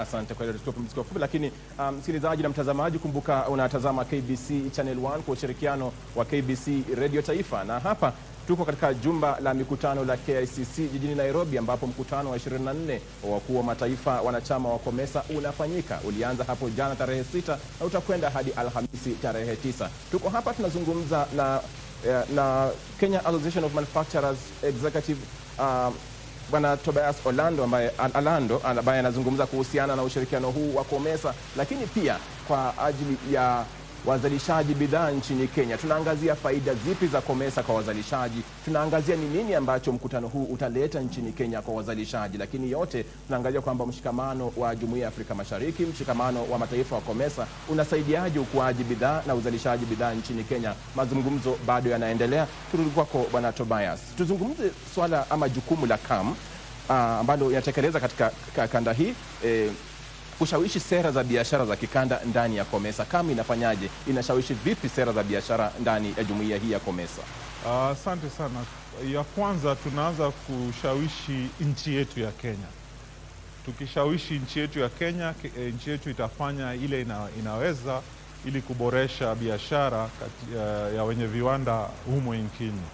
Ya pili, tunashawishi COMESA, na ushirikiano wetu na COMESA inafanyika na association tunaita COMESA Business Council. So hapo ambapo tumekaa tuko na representative katika leadership, na nimekuambia first vice president ni Mkenya ambaye anatuwakilisha huko. Kuna kamati mbalimbali pia ambazo tuko, kama kuna kamati ya trade ambayo tuko na representative pia ni Mkenya ambaye anakaa pale na kutujumuisha ama kusikiza shida ambazo tunaweza kuwa nazo na kuzielekeza pale ili tupate suluhisho. Labda kipenda kufahamu ajenda ya COMESA inaendana vipi na malengo ya viwanda vya taifa la Kenya, hasa tuzungumzie labda ruadha ya mwaka 2030. Ajenda hii ya COMESA inaingiliana vipi ama inasaidiaje malengo ya Kenya katika viwanda na uzalishaji bidhaa? Inalingana vizuri sana kwa vile ajenda ya COMESA ni kuimprove, kwa kimombo tunasema economic environment of partner states. So inatusaidia ili tuone ni vitu gani ambazo tunaweza fanya kama nchi na kama COMESA ili to improve our economic environment of the partner state. Na kitu moja ya kuimprove economy of the partner state ni ili attract investments au wawekelezaji waweze kuja katika hizi nchi za COMESA. So COMESA inatusaidia katika hiyo laini. Ya pili, lazima kuwe na amani. Hauwezi fanya biashara kama hakuna amani na uwiano kati ya nchi ambazo ziko katika COMESA. So COMESA pia inaangalia hiyo element ya peace building. Ya tatu ni infrastructure. Infrastructure inaangalia vitu kama rail, road na pia ICT ambayo inaitwa digital technology. Na teknolojia ni kitu muhimu. Kuna investment imefanyika katika teknolojia katika ile kiwango ya COMESA, na inafanyika ili ushirikiano baina ya hizi nchi za COMESA iweze kuimarishwa. Ya tano ni mambo ya kilimo, agriculture. Afrika kwa kijumla ni nchi ambayo iko na uwezo mkubwa wa kulisha dunia. So kuna investment imefanywa katika 21 countries under COMESA to improve agriculture and technology. Food security ni kitu muhimu na tunafaa kuiangalia kwa njia bora. So hizo ndio vitu COMESA imeweza kufanya na inatusaidia katika ile vision 2030 ya growth of the economy and the industry. Labda kando na COMESA, Kenya Association of Manufacturers inasaidiaje ama inachangiaje katika agenda ya Kenya ya uchumi wa bottom up, ama tukizungumzia better KAM inashirikishwaje ama inasaidiaje katika agenda hii? So ukiangalia katika industry ama manufacturing, ile contribution tunatoa to the GDP is about 360 billion. So manufacturing ni sekta muhimu sana. So KAM inasaidia vile kushirikiana na serikali na ministries ili kuangalia ni shida gani ipo ambayo inafanya wenye viwanda wasiendeleze biashara zao vizuri, na tunatatua hayo matatizo ama hayo shida, na tunaweza kufanya wawekelezaji pia. Kitu kingine muhimu ni attract investors, because Kenya Association of Manufacturers ni ile body ambayo iko na wenye viwanda wengi. Tunajua sisi ndio tumeinvest hapa Kenya. Mwekelezaji mwingine akitoka ng'ambo atakuja kwetu na tutamweleza hizi ndio opportunities na hizi ndio mambo ziko ambazo tunatatua. So tuna play that critical role of linking even investors with the country. Naamini kwamba agenda ya KAM ni kuhakikisha kwamba wananchi wake wanafaidika sio tu katika mkutano huu, lakini pia katika mataifa yote ya wanachama wa COMESA. Labda mmeweka vipaumbele gani kuhakikisha kwamba wanachama wenu wa KAM wanapata manufaa kutokana na COMESA katika miaka ijayo? Kitu tunafanya, tuna organize what we call trade mission. Trade missions ni tunawalika watu, tunasema leo tunataka kwenda Ethiopia. Tumeona kuna opportunity Ethiopia, kujeni pamoja tuende kwa hiyo market, ili wawekelezaji ambao wanawekelea biashara zao hapa ama viwanda hapa waweze kutuma bidhaa kwenda huko Ethiopia. Na pia hata sio kutuma bidhaa, kukuwe na ushirikiano na wawekelezaji wengine wale ambao wako Ethiopia. So tunasaidia katika ile ushirikiano mwema baina ya wawekelezaji katika COMESA. Tumezungumzia Ethiopia na bila shaka Ethiopia ni soko kubwa hasa katika kanda hii ya Afrika Mashariki.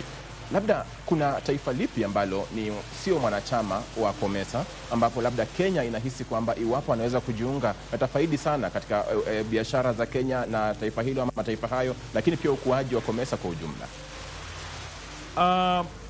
Saizi natumaini ni ile hali ya African security. Wewe unasikia kuna vita kule Libya na nchi kama hizo, na Libya kuna mafuta ambayo inaweza saidia pia kongamano ama ushirikiano kama hii wetu. So kuna umuhimu wa kuwa na hizo trading blocks. Kama tuko na COMESA, tuko na EAC, tuko na SADC. Ushirikiano baina ya nchi fulani katika trading block ni vile wamesikizana. Kuna nchi zingine katika Afrika hazisikizani. Sasa hauwezi kuwalazimisha waingie katika kongamano fulani. So kitu tunajaribu kufanya ni zile ambazo zimekubali kushirikiana waendelee kufanya biashara, tukingoja wengine kama watakuja, lakini sio force certain countries to join. Yes. Yeah. Ni miaka mitano kabla ya kufikia ruwaza ya Kenya mwaka 2030. Kwa hivyo nafikiri kwamba ni miaka mitano tu, kwa sababu tuko katika mwaka 2025, tunazungumzia ruwaza ya mwaka 2030. Kwa miaka mitano KAM inaona labda wigo lake na ushirikaji wake na soko lake likiwa wapi, madhamiria kuwa wapi kwa miaka mitano ijayo? Kwa miaka mitano natumaini kuwa ile tunaita contribution to the GDP itaongezeka. Tulikuwa natumaini ifike kama 15% ama 20%, lakini naona miaka mitano ni ndogo sana, haiwezi fika hapo. Lakini matumaini ambayo niko nayo ni kwamba itafika ile tunaita double digit. Ifike kama 10, ifike 12, na hivyo double digit growth. Na hiyo itakuwa mzuri kwa nchi ya Kenya. Kuna ushirikiano kati ya Kenya Association of Manufacturers na serikali, hasa kuangazia ajenda ambazo serikali imezipa kipaumbele za uzalishaji, lakini pia kuinua uchumi na wananchi wa Kenya. Ukweli kuna ushirikiano mkubwa sana kati ya Kenya Association of Manufacturers na ministries na serikali, particularly Ministry of Investment, Trade and Industry. Tunashirikiana kwa kikapu pamoja ili tutatue yale shida ambazo tuko nazo kama nchi. Kenya ni yetu na lazima tushirikiane ili kutatua shida zetu kama Wakenya. Labda una jambo kwa watunga sera na wadau wa kikanda kuhusu nafasi ya sekta ya uzalishaji nchini Kenya katika kuimarisha ujumuishaji wa kikanda? Labda jambo hilo ni gani? Unawashauri vipi? Mnatakaje kama KAM kwa watunga sera na kuhakikisha kwamba ujumuishaji unafanyika, lakini pia kuimarisha uchumi wa kikanda? Lazima tujue kitu muhimu kuwa investment ama ile investment ile inafanyiwa on manufacturing sector creates ama inatengeneza kwa kazi moja, manufacturing itatengeneza kazi zingine 4. So lazima tujue kama tunataka kutengeneza ajira na ile ajira kubwa ya haraka, lazima tutatue na tuelekeze watu kuweka pesa zao katika manufacturing. Labda kwa miaka mitatu ambayo imepita tangu tumezungumzia swala hili la beta, kwa miaka mitatu ambayo imepita, tunaweza kulinganishaje sekta ya uzalishaji nchini Kenya kwa miaka mitatu ambayo imepita hadi sasa? Tuko wapi? Tunaweza kujipima vipi? Nikiangalia economic survey ile ilipita, ukilinganisha particularly manufacturing sector, kulikuwa na slight growth ya asilimia 2.1. Na natumaini mwaka ambayo inakuja tukiangalia ile economic survey pengine itapanda kidogo, na ni kumaanisha kuna kitu imefanywa ambaye inasaidia manufacturing. Ndio kuna shida zingine pia, ile shida ya competition, na lazima tu address mambo ya competition from outside the country, because tukikubali bidhaa ziwe kila saa zinatoka ng'ambo ni mzuri, lakini lazima kuwe na balance. Bidhaa zikitoka ng'ambo na tusizalishe bidhaa zetu hapa, yamaanisha hizo kazi tunazipeleka ng'ambo. So lazima kila nchi ikuwe na balance, na balance ni kuwa tuangalie value chains gani ambazo tunataka kuzalisha to grow. Kama ni textile, kama ni leather, ni vipi tunaweza fanya? Kama ni steel, ni vipi tunaweza fanya? Na kwa sasa kuna maelekezo bora ambayo itatusaidia kama wananchi. Asante. Ni mjadala ambao ningependa sana tuendelee nao. Ni mjadala ambao bila shaka una mafunzo yake, lakini pia tunapata uelewa zaidi wa mkutano huu wa COMESA, lakini pia jukumu la Kenya Association of Manufacturers katika mkutano, lakini pia kwa taifa zima. Lakini kunradhi kwamba nitakamilishia hapo, maana muda wetu umekamilika. Bila shaka sina budi ila kukamilisha mazungumzo haya. Nimekuwa nikizungumza na Tobias Alando ambaye ni Chief Executive Kenya Association of Manufacturers. Mimi naitwa Dennis Chisaka na kurudisha kwako studioni ya Channel 1 kwake Vivian. Asante. Thank you so much. And that's a conversation on the agenda that is happening right now, and it is all about COMESA. That is what is happening at the KICC. And my colleagues will remain at KICC and will be getting more details on everything concerning COMESA 2025. Right about now, we get into our health check segment. And today, as I had introduced earlier, we will be looking at matters rabies. And we'll be looking at the global impact of rabies and how to go about controlling it and the treatment options available, if any, on this particular viral disease. And with me in studio is someone who has every information that we may be needing on matters rabies, and that is none other than Dr. Ezra Saitoti. Dr. Ezra Saitoti is a veterinarian and a consultant for VSF Germany on rabies control. Welcome to the program. Thank you so much, Vivian. All right, it's a pleasure to have you on board. So let us get direct into this conversation. When we mention rabies, what are we talking about exactly? Well, rabies is a viral disease of warm-blooded animals that attacks the central nervous system. Yeah. And it is a disease that has got very high fatalities when somebody is infected. And most of the infections come from bites of infected dogs. The virus is in the saliva. So when there is a break in the skin, as long as the teeth of the dog has broke the skin through a bite, then there is a potential of transmitting the virus into the system. Then the blood will, of course, transport the virus into especially the brain, the spinal cord, for the symptoms to manifest. Right. And it is almost, once the symptoms develop, it is almost certainly that somebody will die. Okay, Yes. okay. We've gotten to know the introduction of what rabies is. So how about we take a break, and then when we come back, we'll get more into the details on matters rabies. Don't go too far.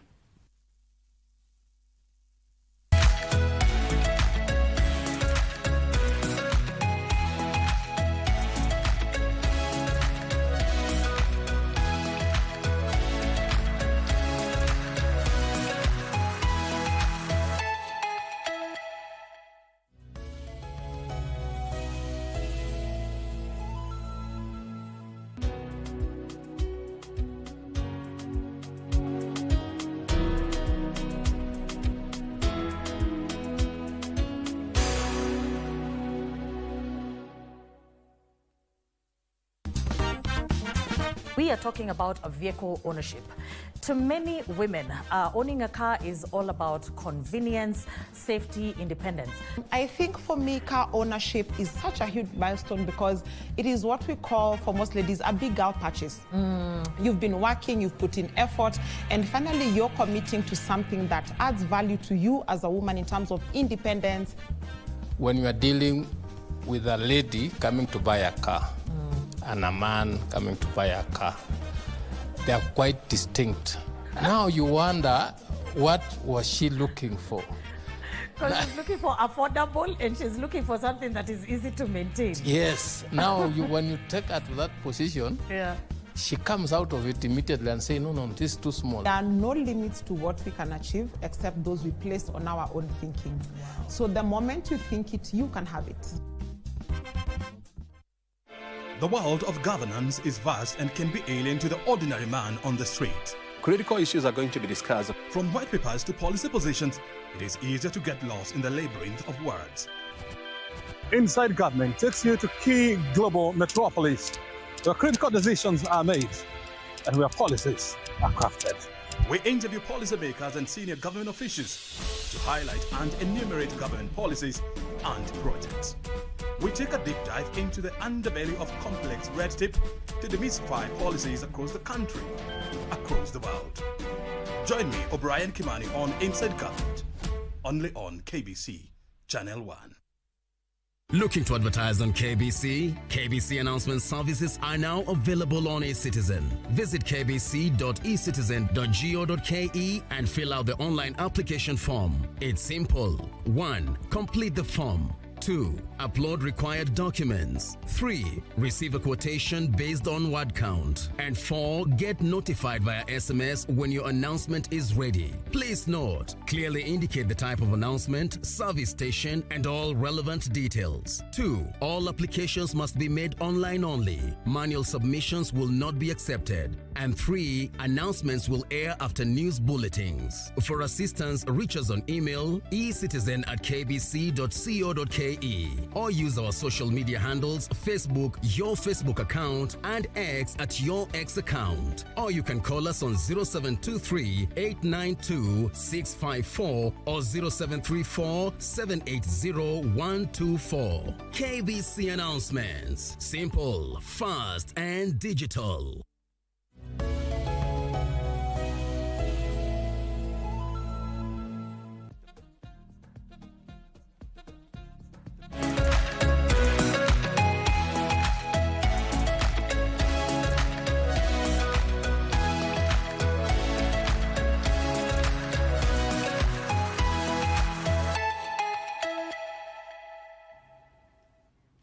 Welcome back and thank you for staying with us. We had just gotten to introduce or gotten to define what rabies is. And there's a question I have, Doc. You know, can it be transmitted through scratches? You know, through a scratch by a dog that is infected, or it's only through a bite because it's the saliva that carries the virus? Yeah, of course, it can be transmitted through the scratch. Okay. You know, with dogs, you know, they like licking their paws, especially cats. You know, they like getting smart. And once a rabid cat or a rabid dog has got the rabies, the saliva, then once it begins licking the paw, and that paw unfortunately scratches somebody, then there is a potential that that scratch can lead to a rabid case. Okay, so it's not just the bites, the scratches can also transmit rabies to a human being. Yes. All right, just how common is rabies in the country at the moment? Well, rabies is quite common in Kenya. We call it's in an endemic state. For example, in Kenya, we normally lose like 2,000 people every year. 2,000 people? Yes. In Kenya, to rabies, and I've worked in especially Masai Land with rabies and in Machakos recently, whereby in the last 3 years or so, about 5 people, especially children, have succumbed to rabies disease. So it is a disease that is there. It has been there for a number of years in Kenya. The first case was diagnosed in the 1920s.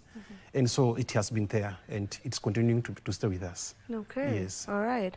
How does it affect the body? You know, you mentioned that it is quite fatal, especially once the symptoms start showing, then it is almost a guarantee that the person will not make it. So what does it do to the body? Well, it is a disease, the disease itself, we call it is a CNS disease or central nervous system because it attacks the brain and the spinal cord. So once the virus has continued to multiply in the body, then it continues to damage the nerve tissues. And there is what is called the incubation period. That's the time when the person has get the virus up to the time the symptoms start manifesting. So it depends on where the bite has been. Because if it's somebody who's a bit taller like me or you, and the lower limbs have been bitten by a dog, which are the common sites, it takes maybe a couple of weeks or even months for the virus to travel to the brain where it is the central pathway for the disease to manifest. But if it is on the lower and on the upper side of the body, it takes a shorter time. And the most cases are in children because, you know, they are shorter in height. So the virus travels much faster and multiplies very fast. And once the disease is inside the brain and begin manifesting, it's a flu-like. It begins as a flu-like symptoms, body aches, fever, general malaise. And it reaches to a point whereby it begins now manifesting clinical symptoms. There are two ways that it can manifest. We have got a furious form, which is the person becomes, you know, aggressive and become hyperactive, and becomes, begins, shouting and even losing loss of self-recognition.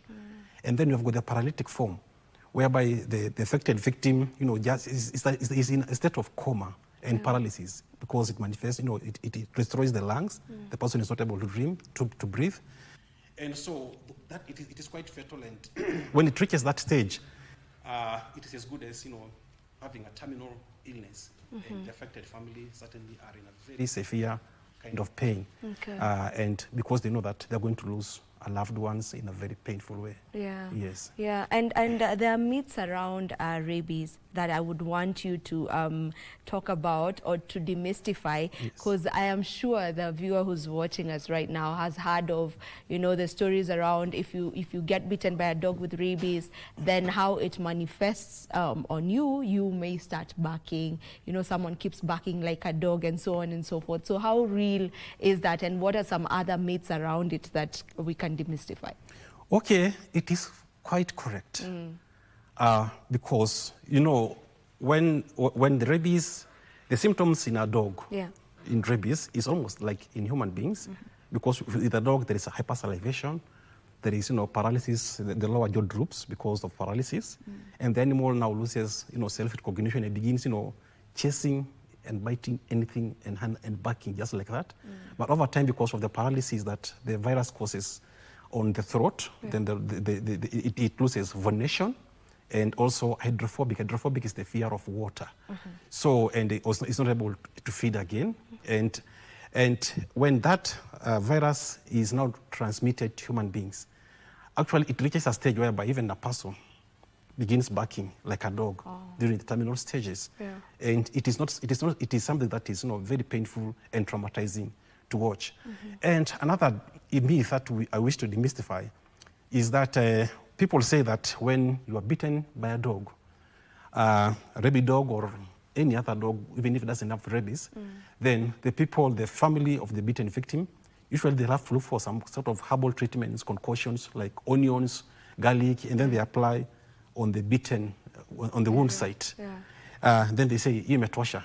We don't have to take the person to hospital because, the pain of the issues, the pain of the onions is able to kill the virus. But it doesn't happen that way. Where there are incidences where people have done that, but end up losing the patient again. Yes. Yeah. So there's something you mentioned, that the moment you start witnessing, or the moment you get to witness the symptoms of rabies in a human being, then that person, there's a high likelihood that they won't survive. Is it like a certain that this person will not survive, or are there maybe some cases here and there that the person actually got to survive? Well, it is certain that fatality is almost 100%. I may not have any information of somebody who may have survived. If they are there, maybe it's just scientific. Maybe somebody who went through very rigorous treatment, but not in this part of the world. So certainly when somebody gets rabies, that's why even in science we say it's almost 100% fatality rate, because you lose the patient. Yes. Yeah, because it is considered one of the deadliest diseases, because it actually is. Yeah, it is a deadly disease, and we call it a neglected tropical disease, because we don't give it the adequate attention that we give to malaria, or to COVID, or other diseases that has got priority list in human health. So it's a neglected tropical disease, and we call it a disease of the marginalized, a disease of the poor, because it is mostly found among the rural communities in Kenya and around the world. So it is a disease that is deadly and has got a lot of socioeconomic, psychosocial repercussions. Yes. Is there a reason behind why it's mostly common in rural areas? Yes, there is a reason why it is common among the rural and marginalized communities, because for them they are the ones who keep the highest concentration of dogs, because most of them are livestock keepers, they are farmers, so they keep dogs to secure and protect their farms and source of livelihoods. And also, so once there is an issue of a rabies outbreak in a dog or a few dogs, and remember that one dog is enough to transmit disease to many other dogs across the village. So the distance to healthcare service provision, because most of the hospitals or health facilities in the rural are quite far from where people stay, and also the expensive. The drugs, the vaccines or the preventative drugs that can be used to prevent and control rabies in the rural communities, they're expensive beyond the reach of the common mwananchi.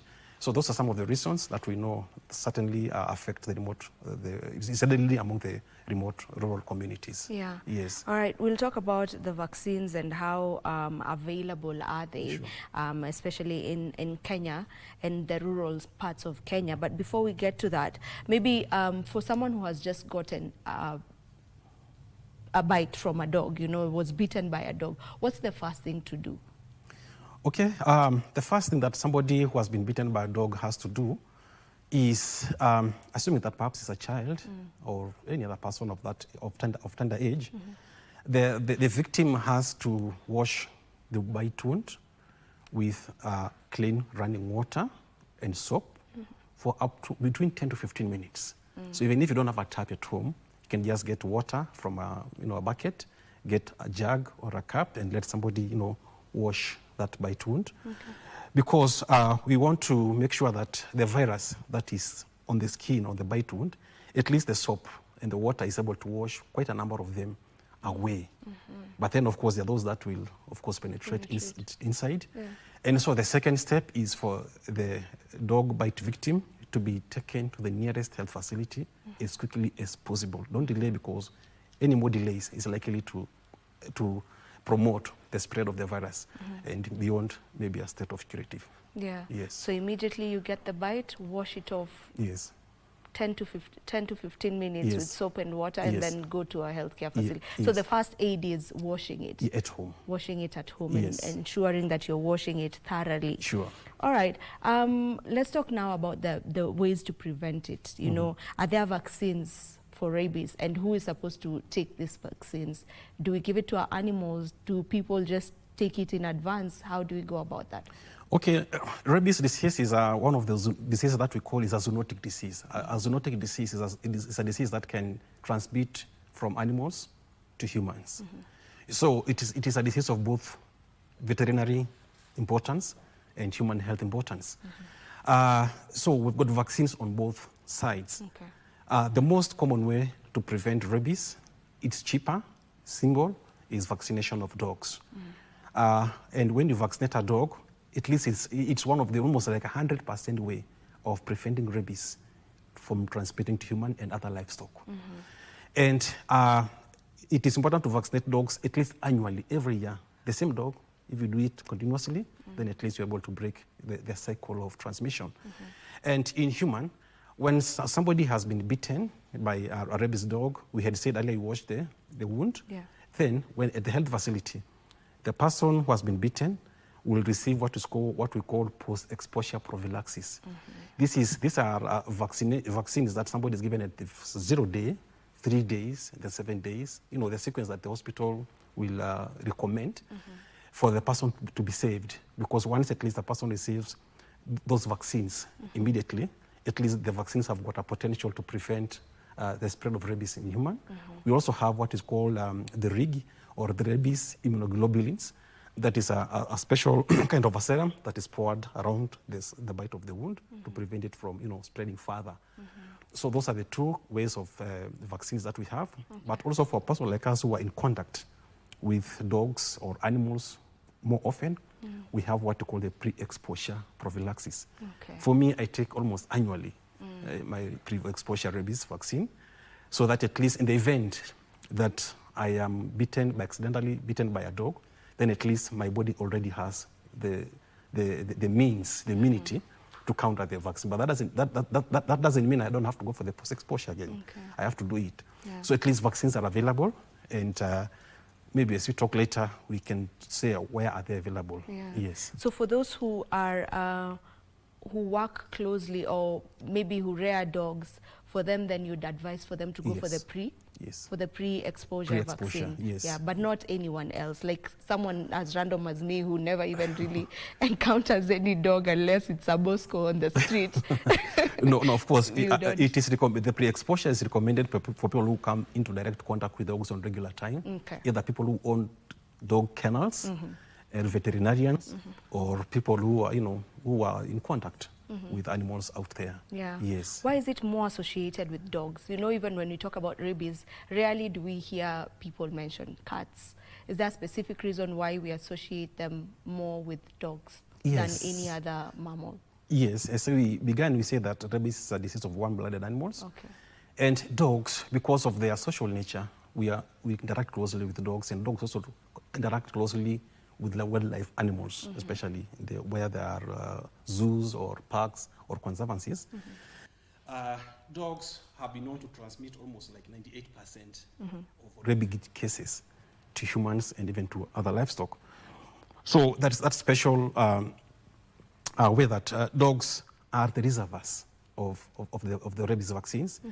And because, you know, for the dogs, you know, it is not, let me also clarify that not every dog bite can transmit rabies, because not every dog has rabies disease. Yeah.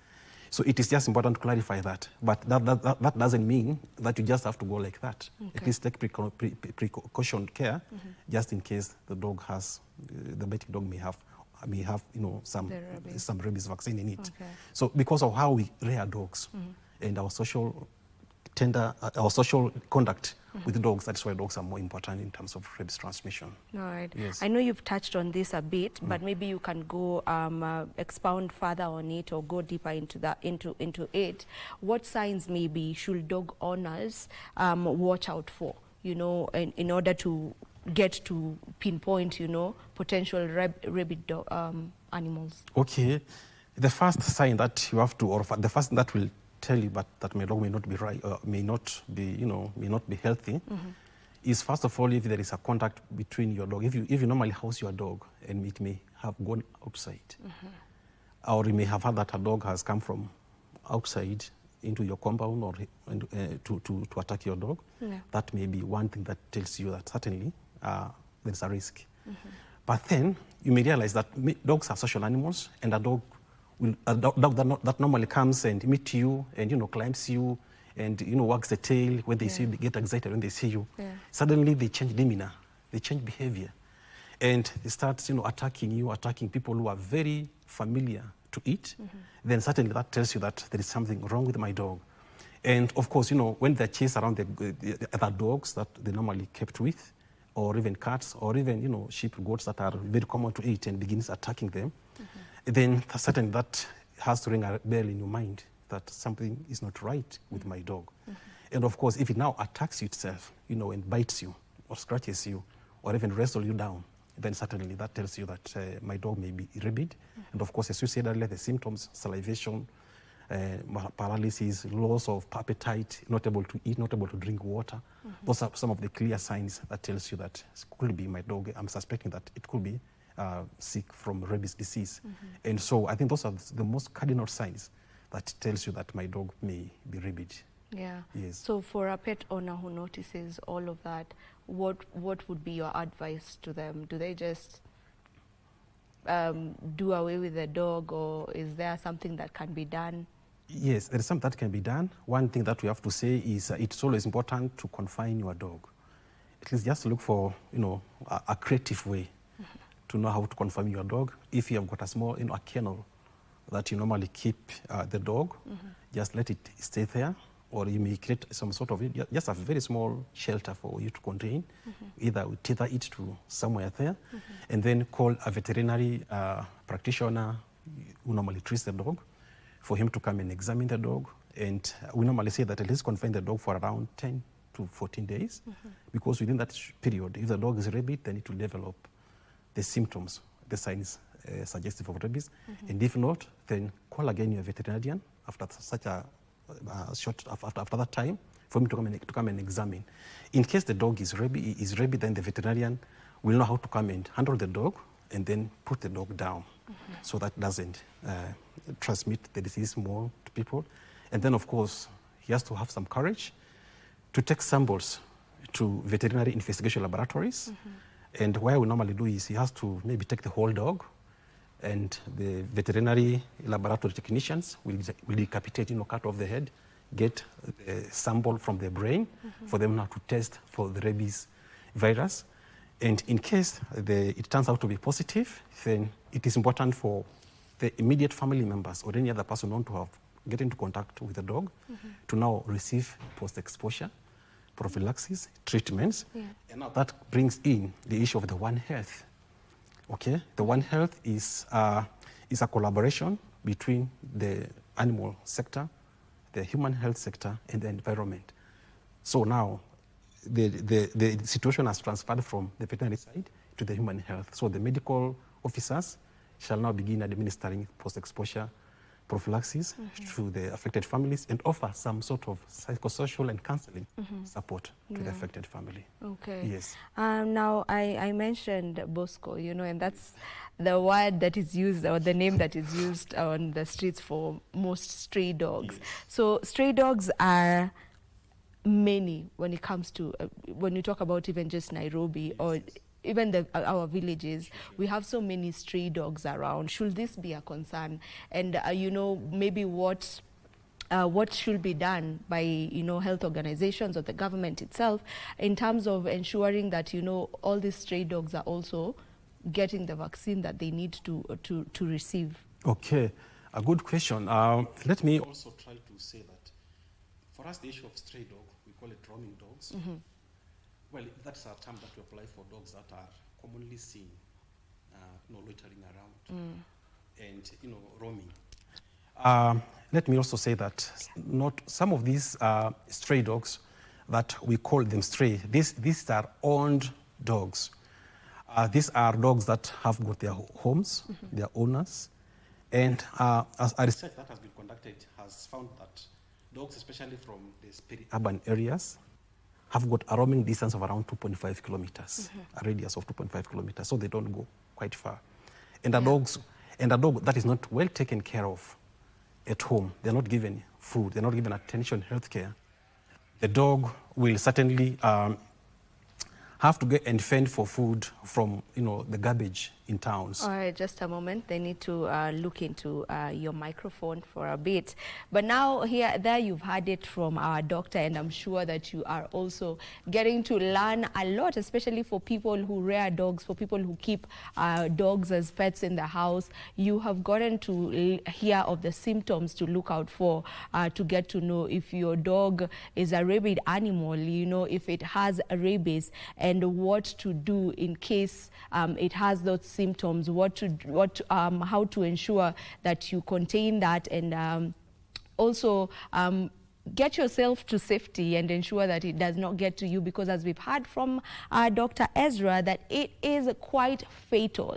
The fatality rate is almost certain when it comes to someone having been getting a bite from a dog that has rabies. So it is up to you, it is up to me to ensure that we are looking after ourselves. The moment you get a bite from any kind of dog, it does not need to have, you know, exhibited any kind of symptoms to show that it has rabies, but just from any kind of dog, ensure that you go to a medical facility after washing that particular wound with soap and water, and washing it thoroughly for at least 10 to 15 minutes, and go to a healthcare facility.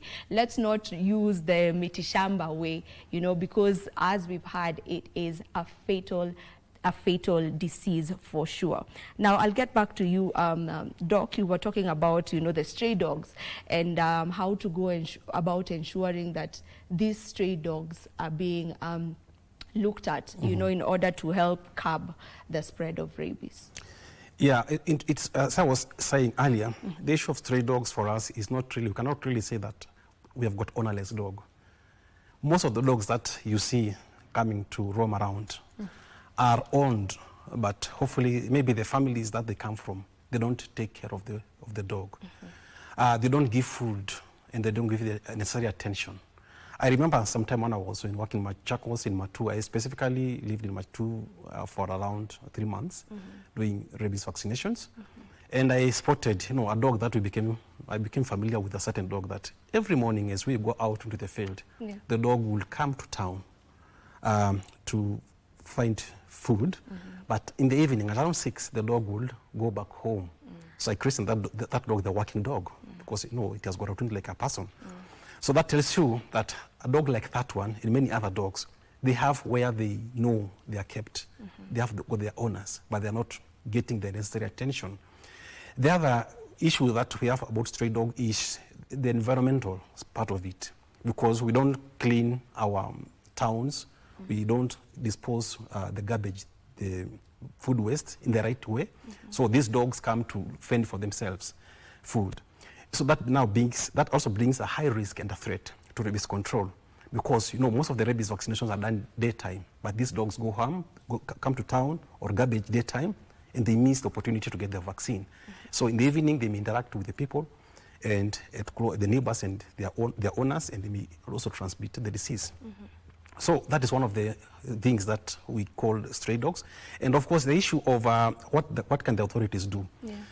We have got the Animal Disease Control Act, and that has vested a lot of powers to the local authorities, now the counties, for them to see how they can, try to increase community awareness and education on responsible dog ownership. That at least if you're not able to keep a dog, don't keep it at all. But if you can keep a dog, then at least give the dog the necessary care, food, clean water, health care, provision, and a good place for them to stay, and the dog will not leave you. So that's one way of controlling the stray dogs. Of course, the other way is dog population control. Sometimes when there is mass vaccination of dogs, some NGOs and the government partner together to do what we normally call dog population control measures, like castration, neutering, spaying dogs, at least so that dogs will not multiply or give birth or reproduce so often. Yes. Yeah. And still on vaccinations, maybe, what are the legal requirements for pet vaccination in Kenya? Okay, first of all, the vaccine has to be registered with the Veterinary Medicines Directorate. This is a government parastatal that maintains all veterinary medicines and products to be registered in Kenya. And then also make sure that the person who attends to a dog is registered with the Kenya Veterinary Board.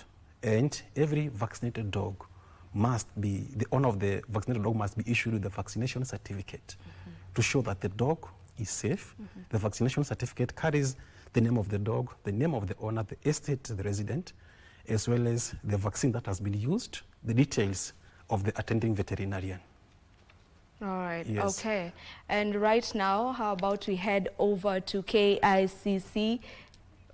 All right, just as you can see over there, that is KICC, where the COMESA Summit is happening right here in Nairobi. And the Deputy President, Kithure Kindiki, has just arrived, as we have seen from the pictures that we are getting live from KICC. That is the Deputy President who has gotten to KICC for the summit that is happening right here in Nairobi. That is the 24th COMESA Summit, and this is their 30th year, so they are also celebrating the 30 years anniversary of COMESA, and this is a huge thing for Kenya, as we've just we had that conversation earlier in the morning with Mike Migwi and our guest this morning, and we're just trying to look at what that means for Kenya.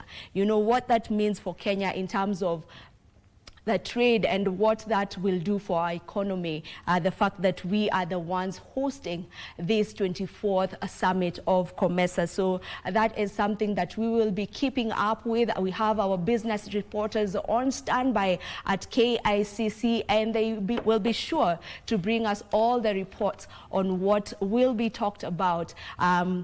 Matters COMESA, so you definitely want to keep it right here on KBC to get all the information concerning COMESA 2025. That is the 24th COMESA Summit that is happening right here. So do stay right here on KBC. Stay tuned to KBC for all that information. Now I'll get back to the doctor as we get to wind up on the conversation that we're having on rabies. And Doc, I would love to know maybe what are some challenges that exist at the moment matters rabies prevention? We've got a number of challenges. One is the government is not really giving the rabies disease the right priority that it deserves. As we said earlier, it is a neglected disease.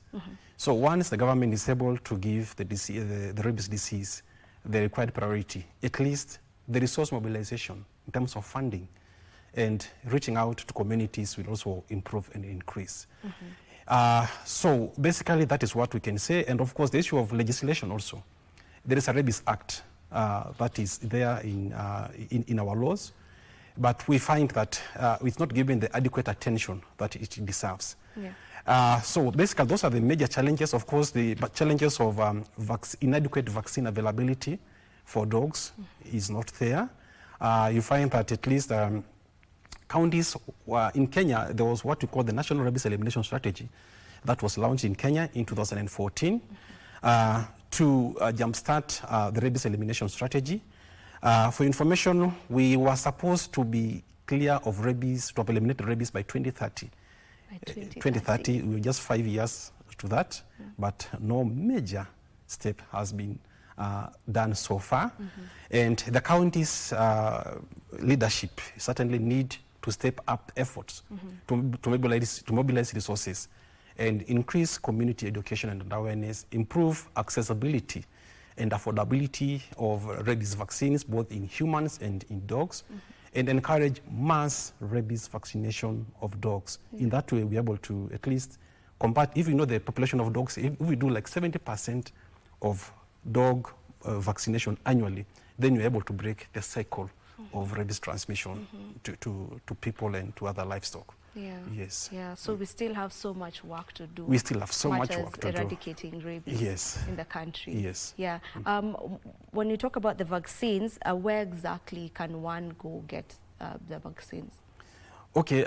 For the dog vaccines, you can get them from these big aggregate shops, pharmacies, and also you can get from the Kenya Veterinary Vaccine Production Institute, it's just in Kabete here, as well as various county veterinary and sub-county veterinary offices, whereby they're trained professionals from the government and also from the private sector. We have got the private animal health service providers who are able to get the vaccines and vaccinate the dog right.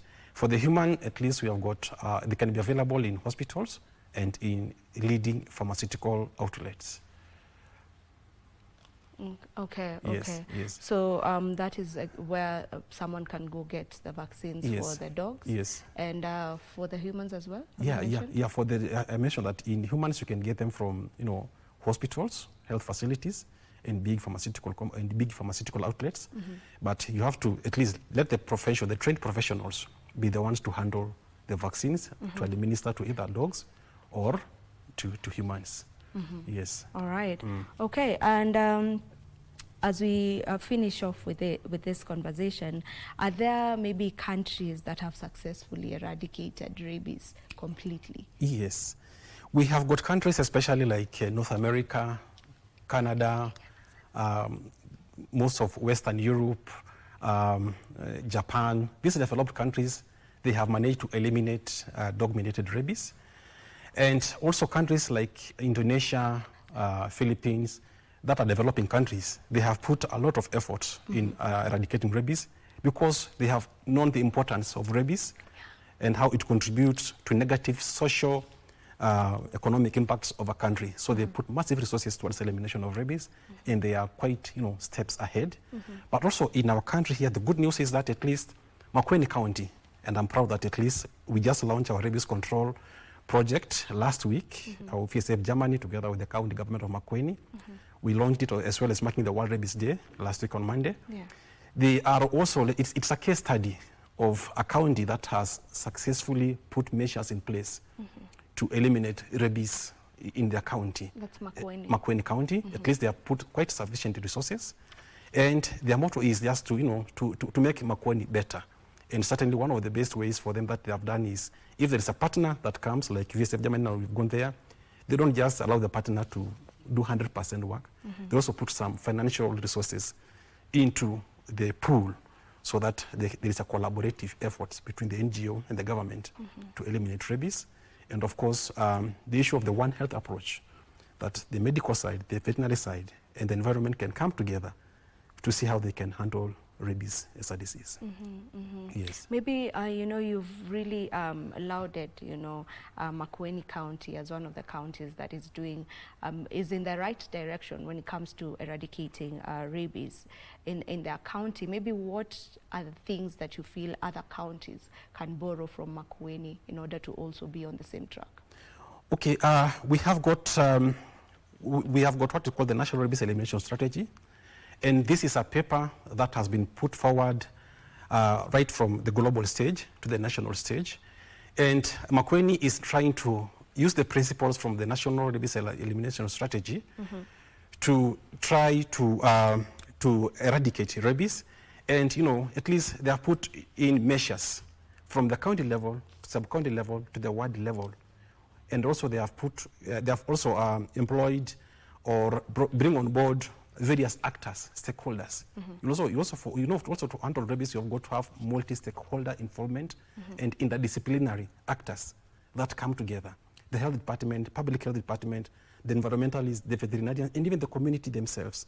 And schools can come together so that at least through the concerted efforts, the collaborative efforts that they put together is able to go the right way towards controlling, preventing, and even eliminating rabies in their county. Of course, there are challenges here and there, but that notwithstanding, at least Makueni is a case study that I will actually ask other counties in Kenya to emulate in terms of putting resources in the right way and giving the rabies disease the priority it deserves so that at least our people doesn't have to die. Yes. All right. Okay. Yeah. Thank you so much for joining us. Maybe if you can give us your final remarks, if you have some final remarks. Okay. Thank you so much, KBC, Kituo cha Taifa, for the invitation. And I also wish to tell Kenyans that the Global Alliance for Rabies Control have nominated me from all over the world, shortlisted me to be one of their rabies vaccination champions for this year.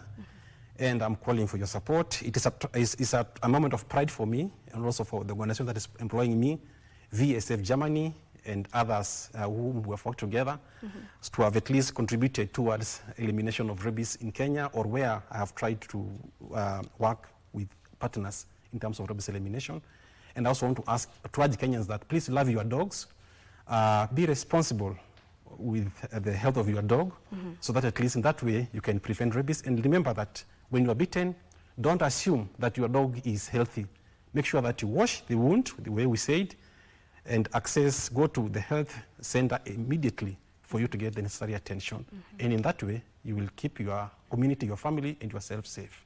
Thank you. All right. Thank you so very much, Dr. Ezra, for the information that you have gotten to pass.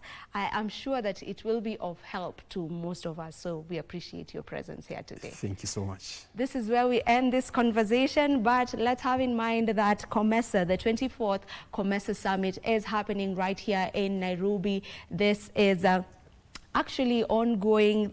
Things are ongoing already at KICC. As we saw earlier, the Deputy President, Kithure Kindiki, got to arrive at KICC, and this is a summit that is running until the 9th, which will be on Thursday this week. And yesterday we had the summit being preceded by the COMESA EU Connect forum, and it was mainly on matters horticulture and agriculture in general. And we got to see exhibitors getting to showcase their products or their produce right at KICC. Most of them got to showcase what they have, what they produce, and which is a good thing, so that we can be able to also just get to see some of the products that are produced by the different member states, and Kenya being one of them.